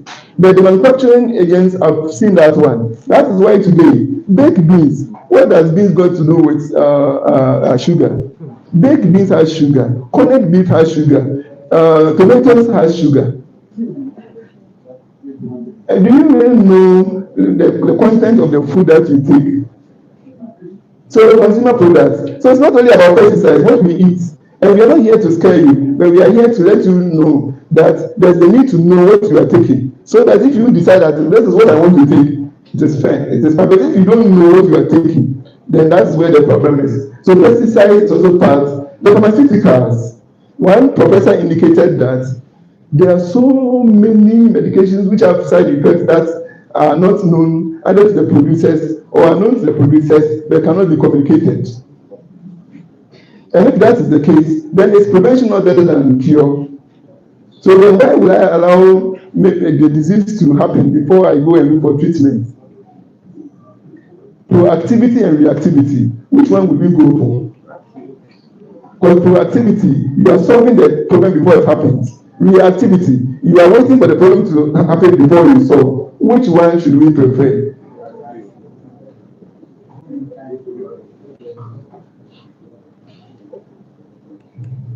So environmental chemicals to industrial chemicals, even controlled substances.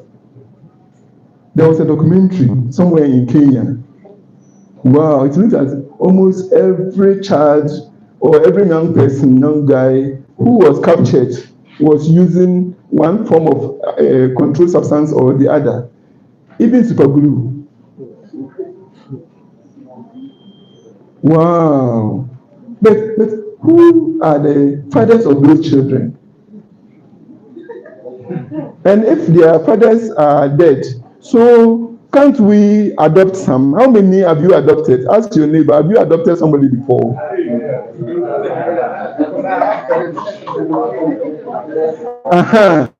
So I have seen one who has adopted three. And somebody saying they are coming to kill us. Well, you are three. Have they killed you? As for suffering, every parent will suffer. He said, don't put it here. He said, well, I just place it there. But look, we should be able to help in solving the problem in society. We should be able to get out to reach out to the people, because almost everybody was using an control, and even in Ghana here, many people in the remote areas and in the cities. Then the natural toxins too are there.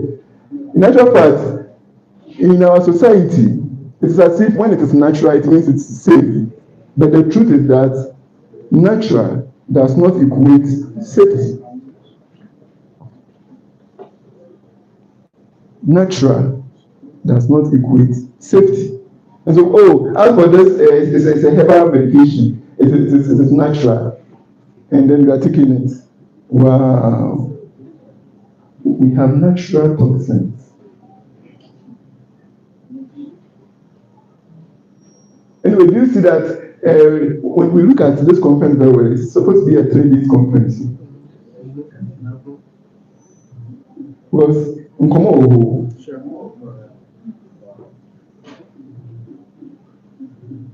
Maybe something. Cho.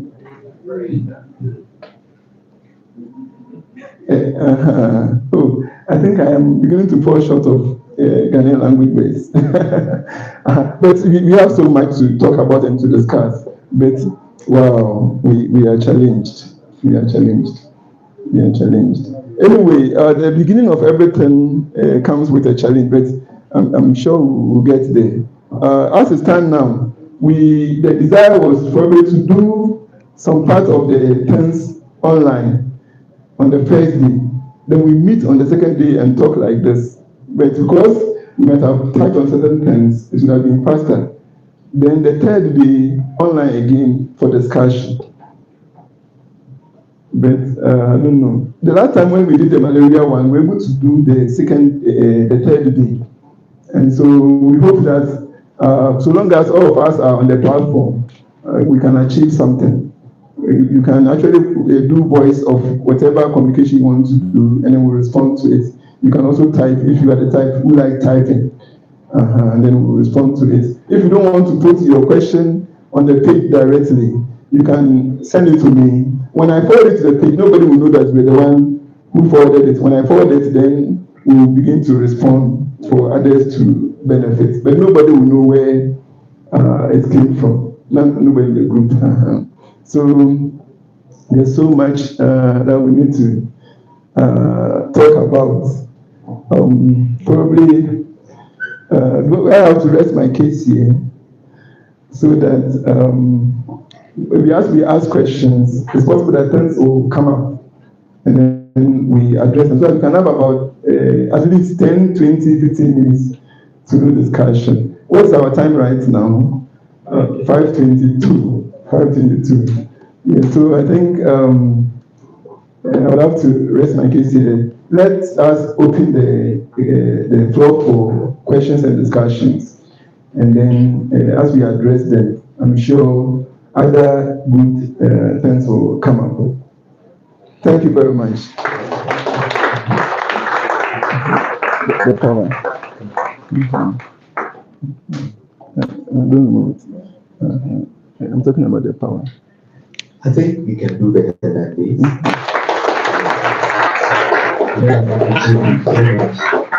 For the knowledge you have given to us this evening. At this moment, ladies and gentlemen, we are going to open the floor for questions or discussion. So if you have anything burning your mind, at this moment you can bring it out so that with the help of our doctor, he will help us solve it. Or probably the gurus among us will also help us solve it. So the floor is open for discussions and deliberation.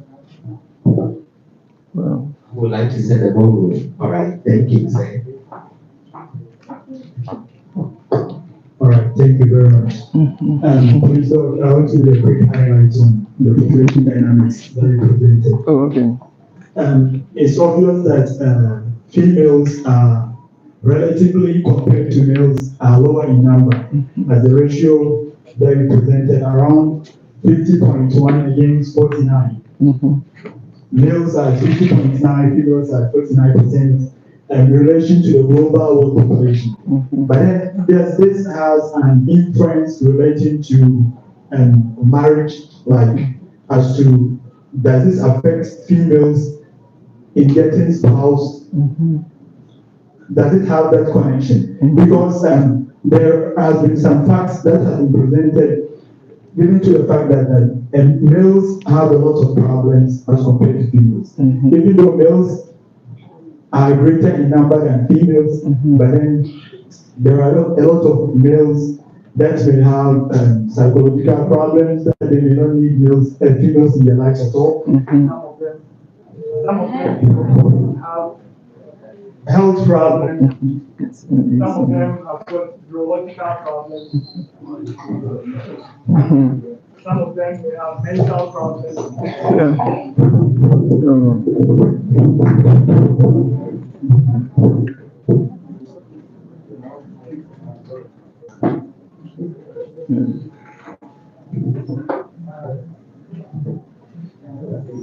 Right.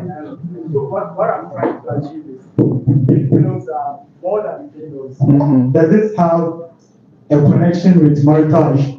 Okay. Because I heard in the presentation Mhm. you touch on that a bit. Yes. So, for example, maybe in a polygamous society, will that have an effect? Mhm. Because even though both males and females may have the problems that I'm listening, Mhm. but a lot of males have got neurological problems than females. Mhm. A lot of mad people in the world, majority of them are males. Mhm. So in effect, should we say that the population has a direct effect on marital status of females, Mhm. or should we say that this population is downplaying or is damping the assertion of polygamy and other things? Mhm. Thank you very much. Yeah, all right.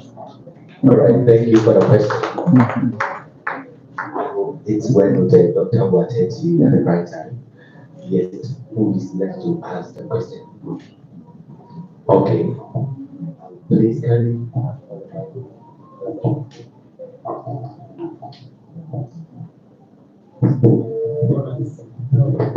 Thank you very much for the presentation. We are much blessed. My question is that, during your presentation, you made mention of acid having something to do with aging. So for that matter, we also have to take attention to how we take in foods that are acidic. Mhm. So in view of that, I don't know how we can deal with that situation. Is it that we should stop taking food that contains acid? For someone like me, I like orange Mhm. very much. So I don't know if that could also have an effect, even as you did mention of something like that. Okay. So I want enlightenment. Thank you. All right, thank you for that question. Any other question, please?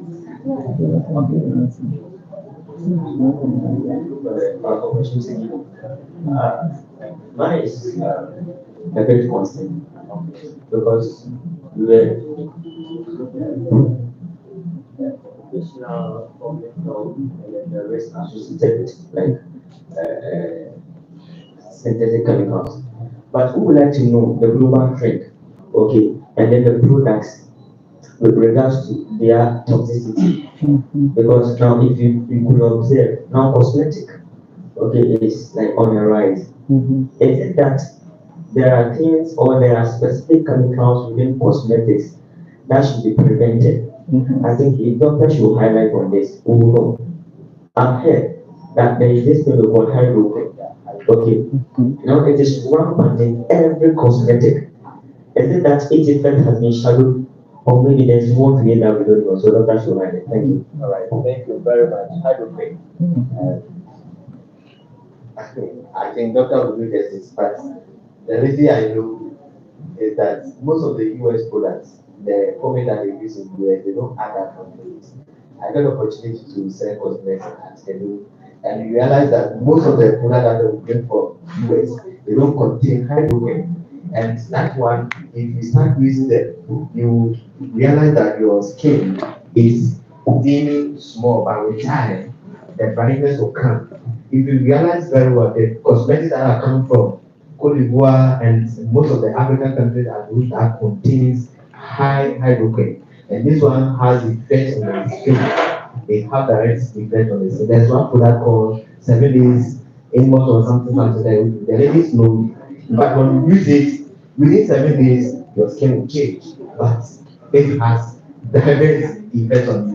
And sometimes too, when they bring the products, they look at it, the date is expiring. They have chemicals they use to clear off the date on it. So you buy some cosmetic which is supposed to have date on it, but they do not have any date. They'll tell you there's no date on it. In actual sense, there's a date on it. So I'm sure doctor will add more to it.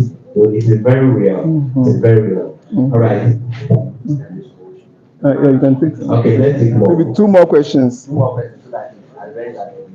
Yeah, mine is not a question, but just a contribution to what we have just been introduced to. I think that this conference is a thought-provoking one, and as I was on my way coming, I had about 3 cartons of weedicides in my car, and I just gave it out to some farmers. I'm looking at this in the context of economic and political gains. Now, I don't know whether some of us are aware that some politicians are distributing these weedicides and chemicals in large quantities. Aside those that we have on the market. And interestingly, you realize that those that these chemicals are being given to some extent, cannot even read what is on the chemicals. So for me, I'm looking at it from the point that one, we have the politics aspect of these chemicals globally. And then we have the economic aspect, where those who are actually bringing out these chemicals are actually looking at the gains that they will make in terms of the chemicals that they bring into the system. So for me, I think that, as Doc indicated, this requires a multifaceted approach in dealing with these chemical infractions in the global sector, so that we'll be able to, as it were, protect our health. Because we have not invested our minds on the serious effect that these chemicals are bringing onto us. Because when you look at the development, we are saying that they manufacture or they use 80% of the chemicals that they produce. But when you come to this part of our world, the mortality of the use of these chemicals is around 50%. So it means we have a big challenge on our hand to deal with. And I think that this kind of platform is good for us to be able to articulate some of these concerns so that we'll be able to address the issues that we have at hand. Thank you. All right. Thank you very much for your input. That's very wonderful. Yeah, when you finish. Thank you very much for this opportunity. When we were talking about the sugar intake, I have a concern that, Okay. as a mother, whenever we prepare these children to school, every day we have to add snacks. And the snack, most of them, they are Sugar. these carbonated drinks. So that it got me thinking. So what are we to do? Because the children are also so much. I mean, they like it. If you don't give your child, and the child gets to school, another child is having it. You understand? So what are some of the steps? Thank you for that. I think let Dr. address these few ones, then we proceed. Yeah. All right. So thank you very much, Mr. Pugu. Look at what I have on the board right now. In 2018, European agrochemical companies plan to export 81,000 tons of pesticides prohibited on their own fields. Okay, according to the Atlas. Now, in the same year, more than 40% of all pesticides used in Mali and Kenya were found to be highly hazardous, as were 60% of all pesticides used in 4 states of Nigeria. Okay, so 2018, plan was made to export 81,000 tons of pesticides prohibited in their own field. Prohibited, banned.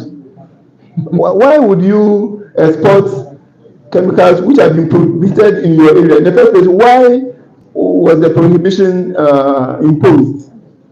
And why would you want to export those ones? Does it mean that the problems are not in those areas? Because your highlight on the political side of the story, okay, how come that chemicals which have been prohibited for use somewhere, okay, others just to take it, could it be that they did some toxicological analysis or some study which showed that for those places it won't have any of those problems for which it was prohibited. So it's a management issue, okay, or it's a leadership issue. And the leadership today, the most predominant ones are the politics or the politicians. Okay, it is possible that somebody is behind something that went wrong.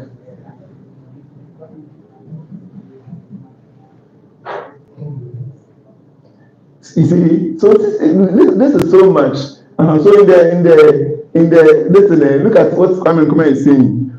All right, but of course this is an artistic term. So Kwame Nkrumah is asking, what about the Black Star? Is Ghana also suffering the same challenge? Those 81,000 tons, okay, the exportation. Did we find some also in Ghana? Not long ago, okay, toxic forever chemicals have been detected in commonly used insecticides in the US. Okay, US has probably more advanced or better system of managing or regulating things than we have here in Africa. And then chemicals that we say they are toxic forever have been found in the commonly used insecticides over there.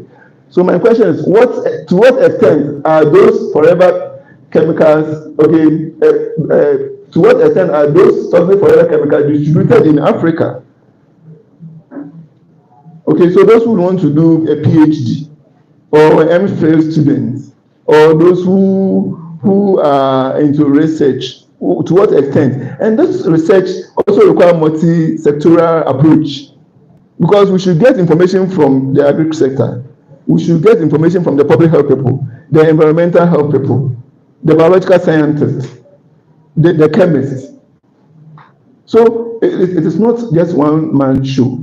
The health, or let's say environmental health, public health promotion officers, would we get something from them? It is very important. So there's a problem here. Products that are banned elsewhere are being used somewhere. It's a political or it's a leadership issue. Somebody is not doing his work well. Somebody says something. I don't know if it is really true or it is a joke, because sometimes it's not everything that has been verified that you could easily accept. Okay, somebody said that there was a time when someone used to work with the standard board, or the standard board, and they were working in the laboratory. When they brought products for them to test for chemicals, let's say milk powder, or let's say Milo, cocoa products, for them to test for presence of toxic chemicals or radioactive substances, some of them actually even eat some before they start the test. But if it is true, then there's a problem. Because if the one who is the laboratorian supposed to do the test can actually eat some before testing, you know, that the person puts value on his work. And such a person, you have already eaten some. If you are going to be paid bribe to really say that it's a good product, you have eaten some and you feel that you didn't die, what will you write? We have a problem. We have a problem. But fortunately, most of us here are educationists. We are going to catch some people young. What kind of moral lesson are we going to put into them? That is why one of the key things is the moral lesson. We see we need to have our people shape their thoughts, you know, how they reasoned. Because if we don't, it's going to be a problem. I heard of another story in the situation of Nigeria where some people went to sign contracts about manufacturing things. And then when they went, because of the fact that they were given exotic treatment, good food, good places to sleep and things like that, some easily became complacent, and some even concluded that once the Europeans and the Americans have read through and they say it's okay, that it means it's okay. Can you imagine that? Assuming this story is true, where are we heading towards? It means we have leadership problem. Because if the one who is supposed to go and negotiate, who is supposed to go and investigate and then sign, we could jump into conclusion that once the other partners say it is good, we must also accept it. Then you see that we will have problem, and that may be one reason why someone will be able to bring something that has been banned, because if things are coming, okay, that's why I indicated that those who are in charge of the vigilance, okay, the toxicovigilance group, they should have access to all products, everything about the product, or if what they can get is not enough, they should have ample time to do their own research, conduct their own research, and come up with the certain reality, so that it will go a long way to help them. But for us to jump into such conclusions is not good at all. And then the other one, and so there's issue with economic gains. Somebody can easily sign because the person is going to be the one to be exporting. You know, and in Nigeria, I'm not surprised. Don't you see in the movies how people say, "I am an exporter. I export containers." You know, what kind of thing do you export? But what about our situation in Ghana? Maybe we don't picture it in our movies, but it's here. All right. So we need to look into it carefully. Then about the sugars, let's try and watch movies. Well, let's say the first Ghanaian movies or movies in the 60s. You will realize that there was you couldn't see people who are obese in Ghana. Okay, and so the name Obolo could actually be a name of just one person in the whole town. But now, if you are walking in the same town and say Obolo, you see many people turn their head. You know why? It is because we are taking the sugars, and in actual fact, the sugars are the main reason behind the obesity problem that we have. Those of us who are here, let us try and decide that, okay, for the next 6 months, I'm not going to take anything that has sugar in it for the next 1 year, and see whether you won't feel changes in your body, even your energy level. You will feel difference. And you see, if you are the type who is trying to manage your weight and you are not being able, sometimes it's just because you have been taking the refined sugar. The refined sugar will give rise to fructose and glucose at the end of the day. The fructose from natural sugars, let's say from nectar, from fruit, your body can use it. But the ones from refined products, they are not reusable. And so we store them. Where do we store them? We store them as, let's say, love handles or at our belly, or sometimes behind our neck. It's as if once you get to your late 20s going, you should carry a pot belly, but that is not supposed to be the case. Watch movies which were acted. You see, look at the one that they cast, let's say, a whole market, okay, or maybe a whole community. You see that everybody was lean. So becoming obese and those things. That's why up to now it is considered an emergent. You see, those lifestyle-related diseases, obesity, diabetes, hypertension, those things, called the non-communicable diseases, they are considered to be emerging in Africa. Emerging means that they are now entering Africa. They are not supposed to be. But Africa, what are we doing? So we mean that even the communicable ones, we can't fight them, or we haven't finished combating them, and we are actually choosing to add to it the non-communicable ones. No, we can't do that.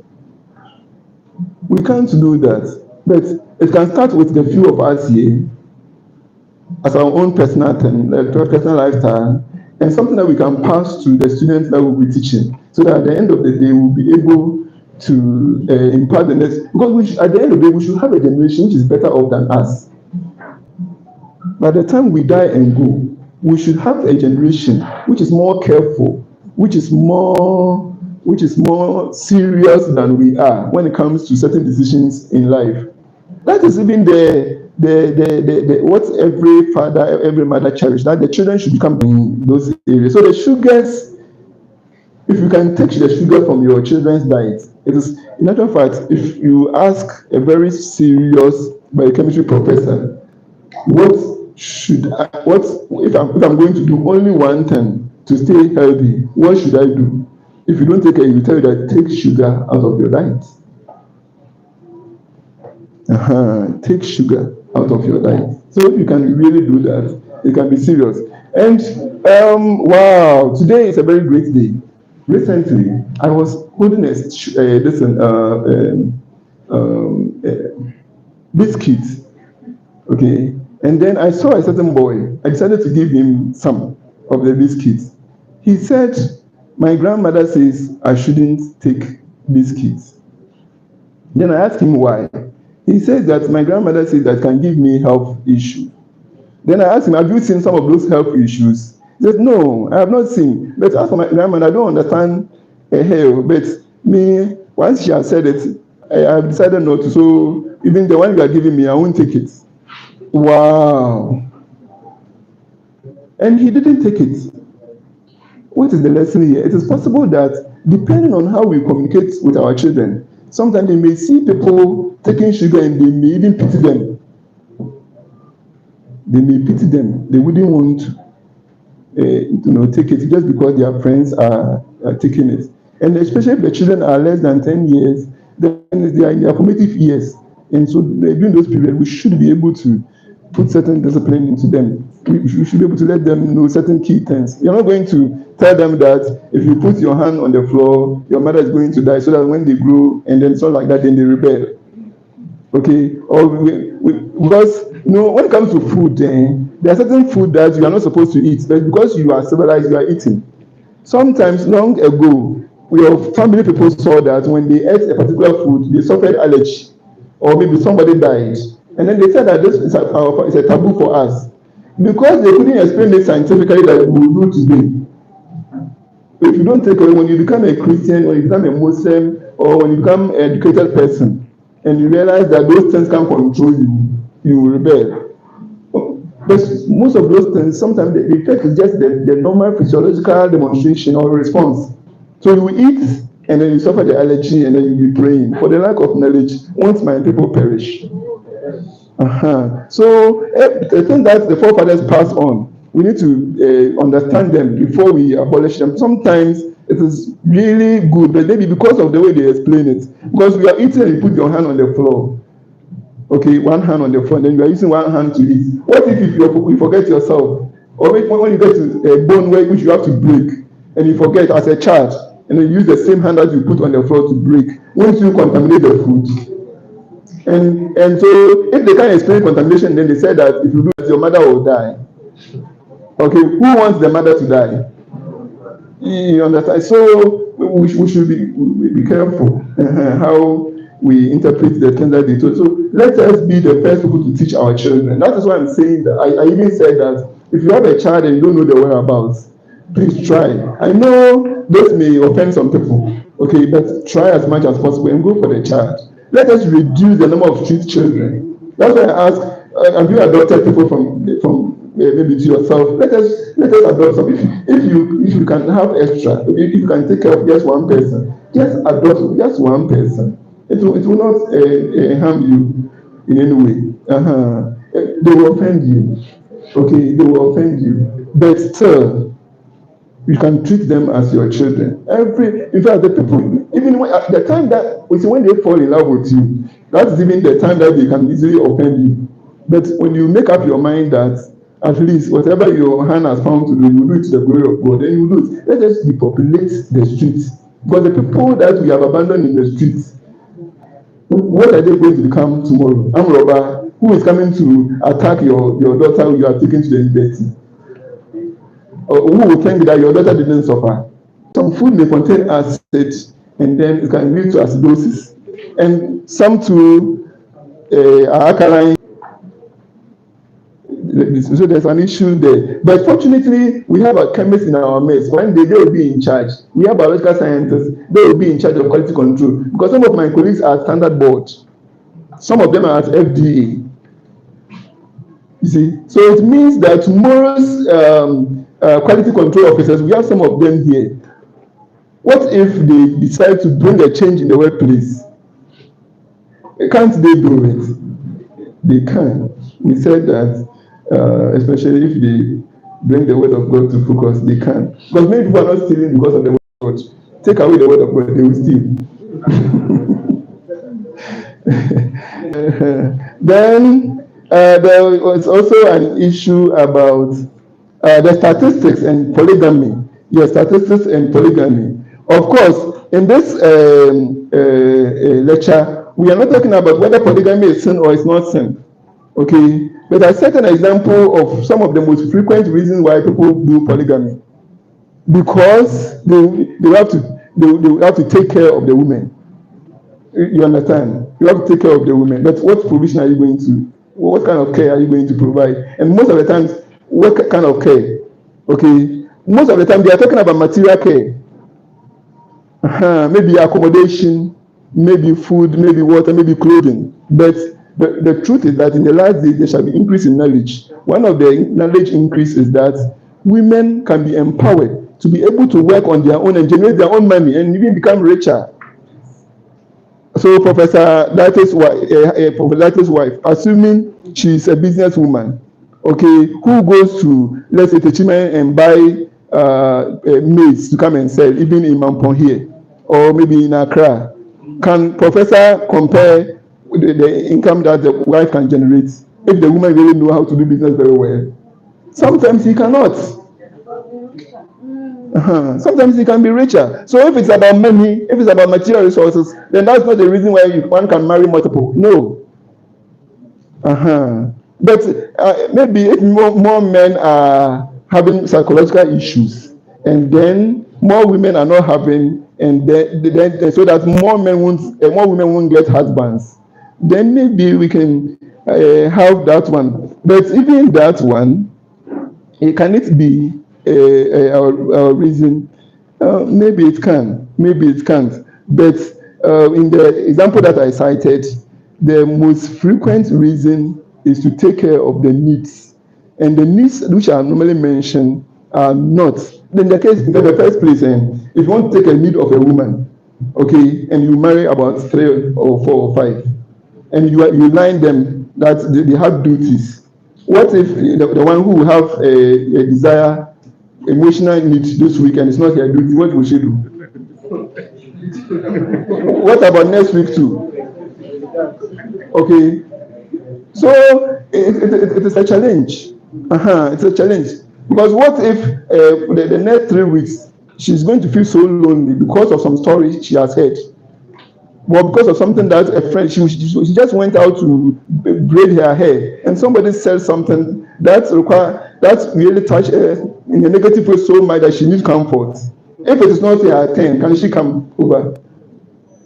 And if assuming it's going to take her 3 or 4 days, it's going to take her 1 or 2 weeks, how is she going to comfort herself? It means that during that period she won't have a husband. You see, so that we should look at the thing carefully. So apart from material needs, even emotional needs, one husband can supply 4 women or 5 women, if not 3 women. It is not true. Some they can.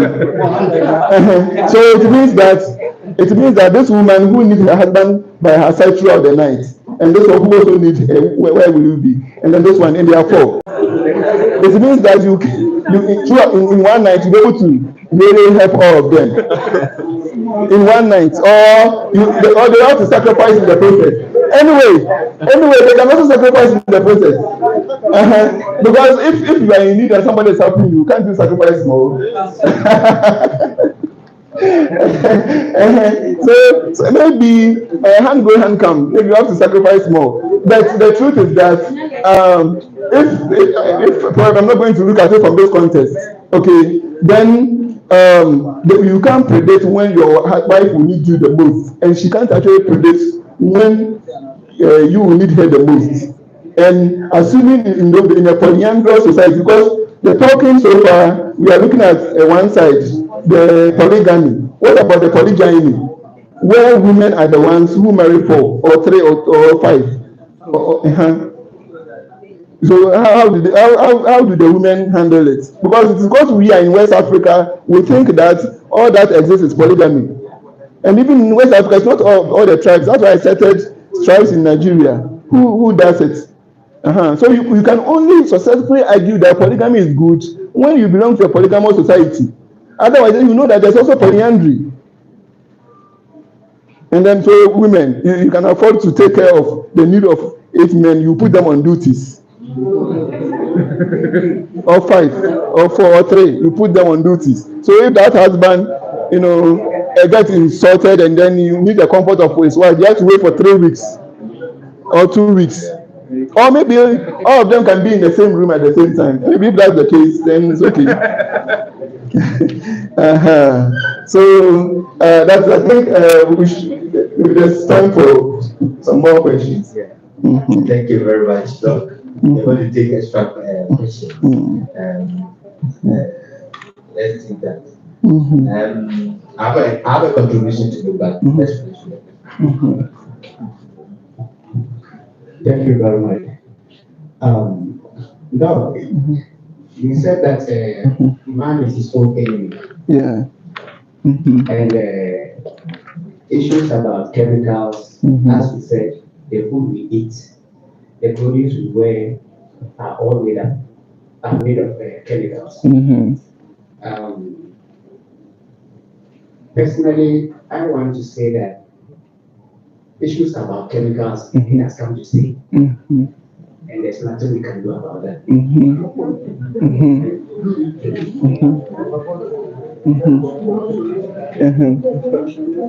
solution that we should be talking about. Yes. And if you look at the Western world, they produce these chemicals to the Africans. But if you look at the level of exposure, it's like we Africans are the most exposed. And the question is, what is really going on? If you look at what is happening in the Western countries, I think that the only way you were able to solve this issue is as a result of certain safety standards. Safety standards in a sense that you made mention of action. What standards are we putting in place to curb this menace? Back in Africa here, you see our fathers, our uncles back at the village, they will be using these weedicides to spray around. And if you look at their dressing, even nose masks, the PPEs, they are not fully dressed. The worst thing is that they will even call you that get them water to drink. And some of the chemicals, if you are even using them, even you are not even supposed to eat. So I want to say that we should talk about the adherence, the health and safety standards. If we're able to set the standards and ensure that the laws are being enforced, issues about these chemicals, even though we can't do with it, but we will also minimize the rate of exposure that we do get at the end of the day. Thank you. All right. Mitigation Has actually ignited what I want to say. So let me use this opportunity to say. Then after that, you continue with your question. So in 2019, I got the opportunity to be at the Ghana Harbours Authority to do some there.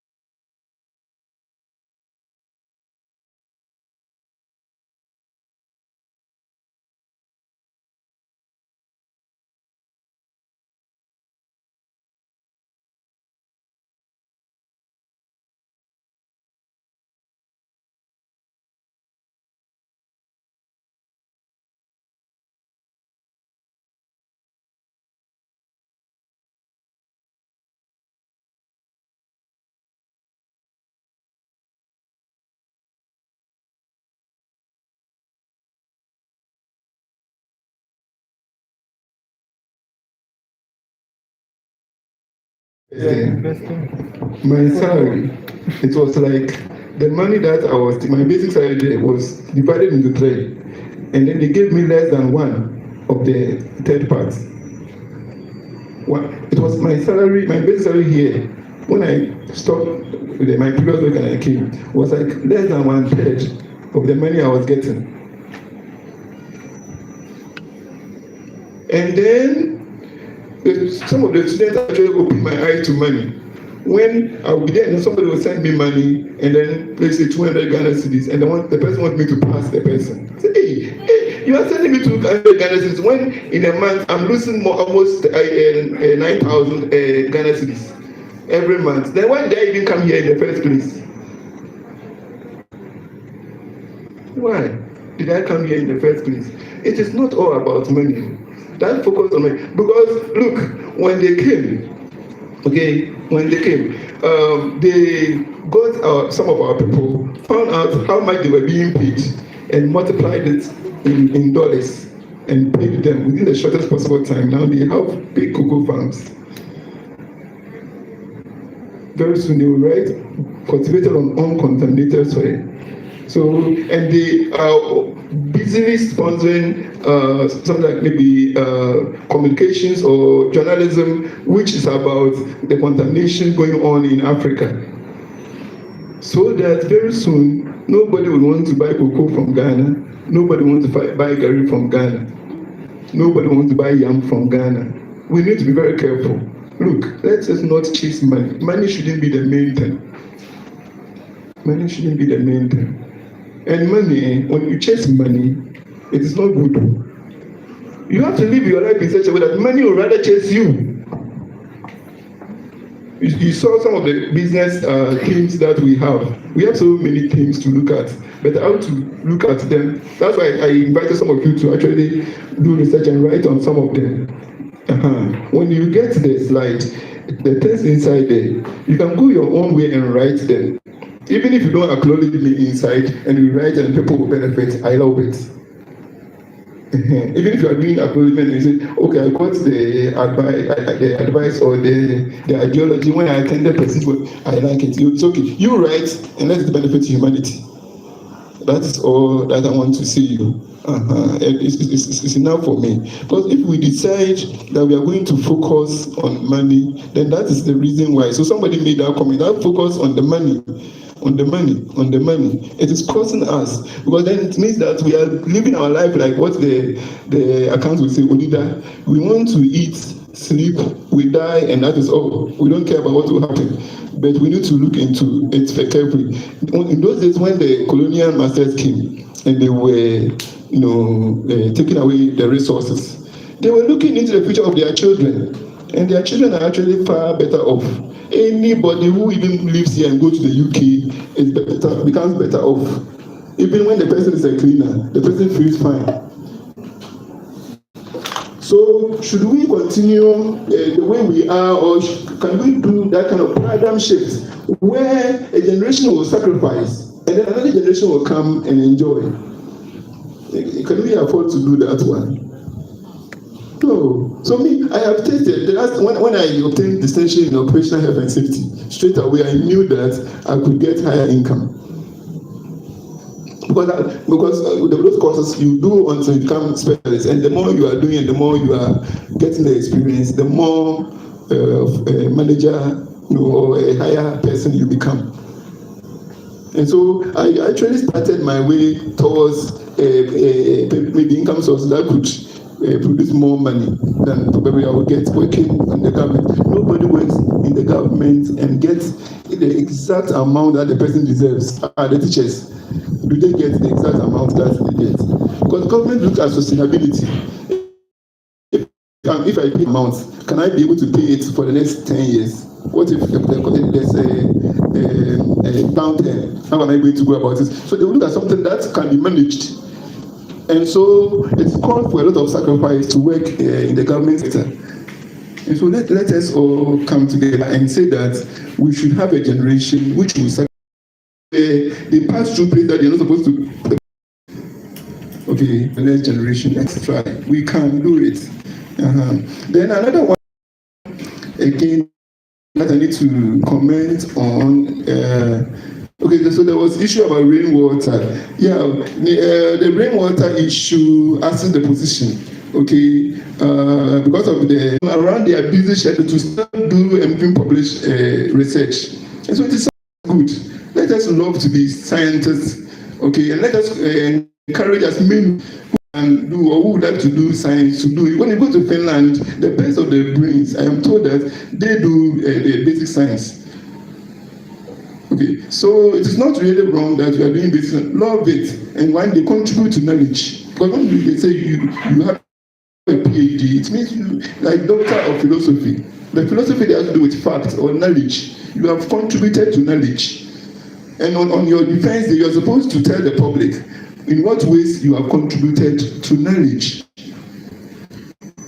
We need more knowledge in Africa. So in other words, we need more of people who are going into the PhD. Some of the things that I am talking about, they are things that you can develop up to that level. So, postgraduate student, Daniel, he indicated that he would wish that we have a conference where we talk about maybe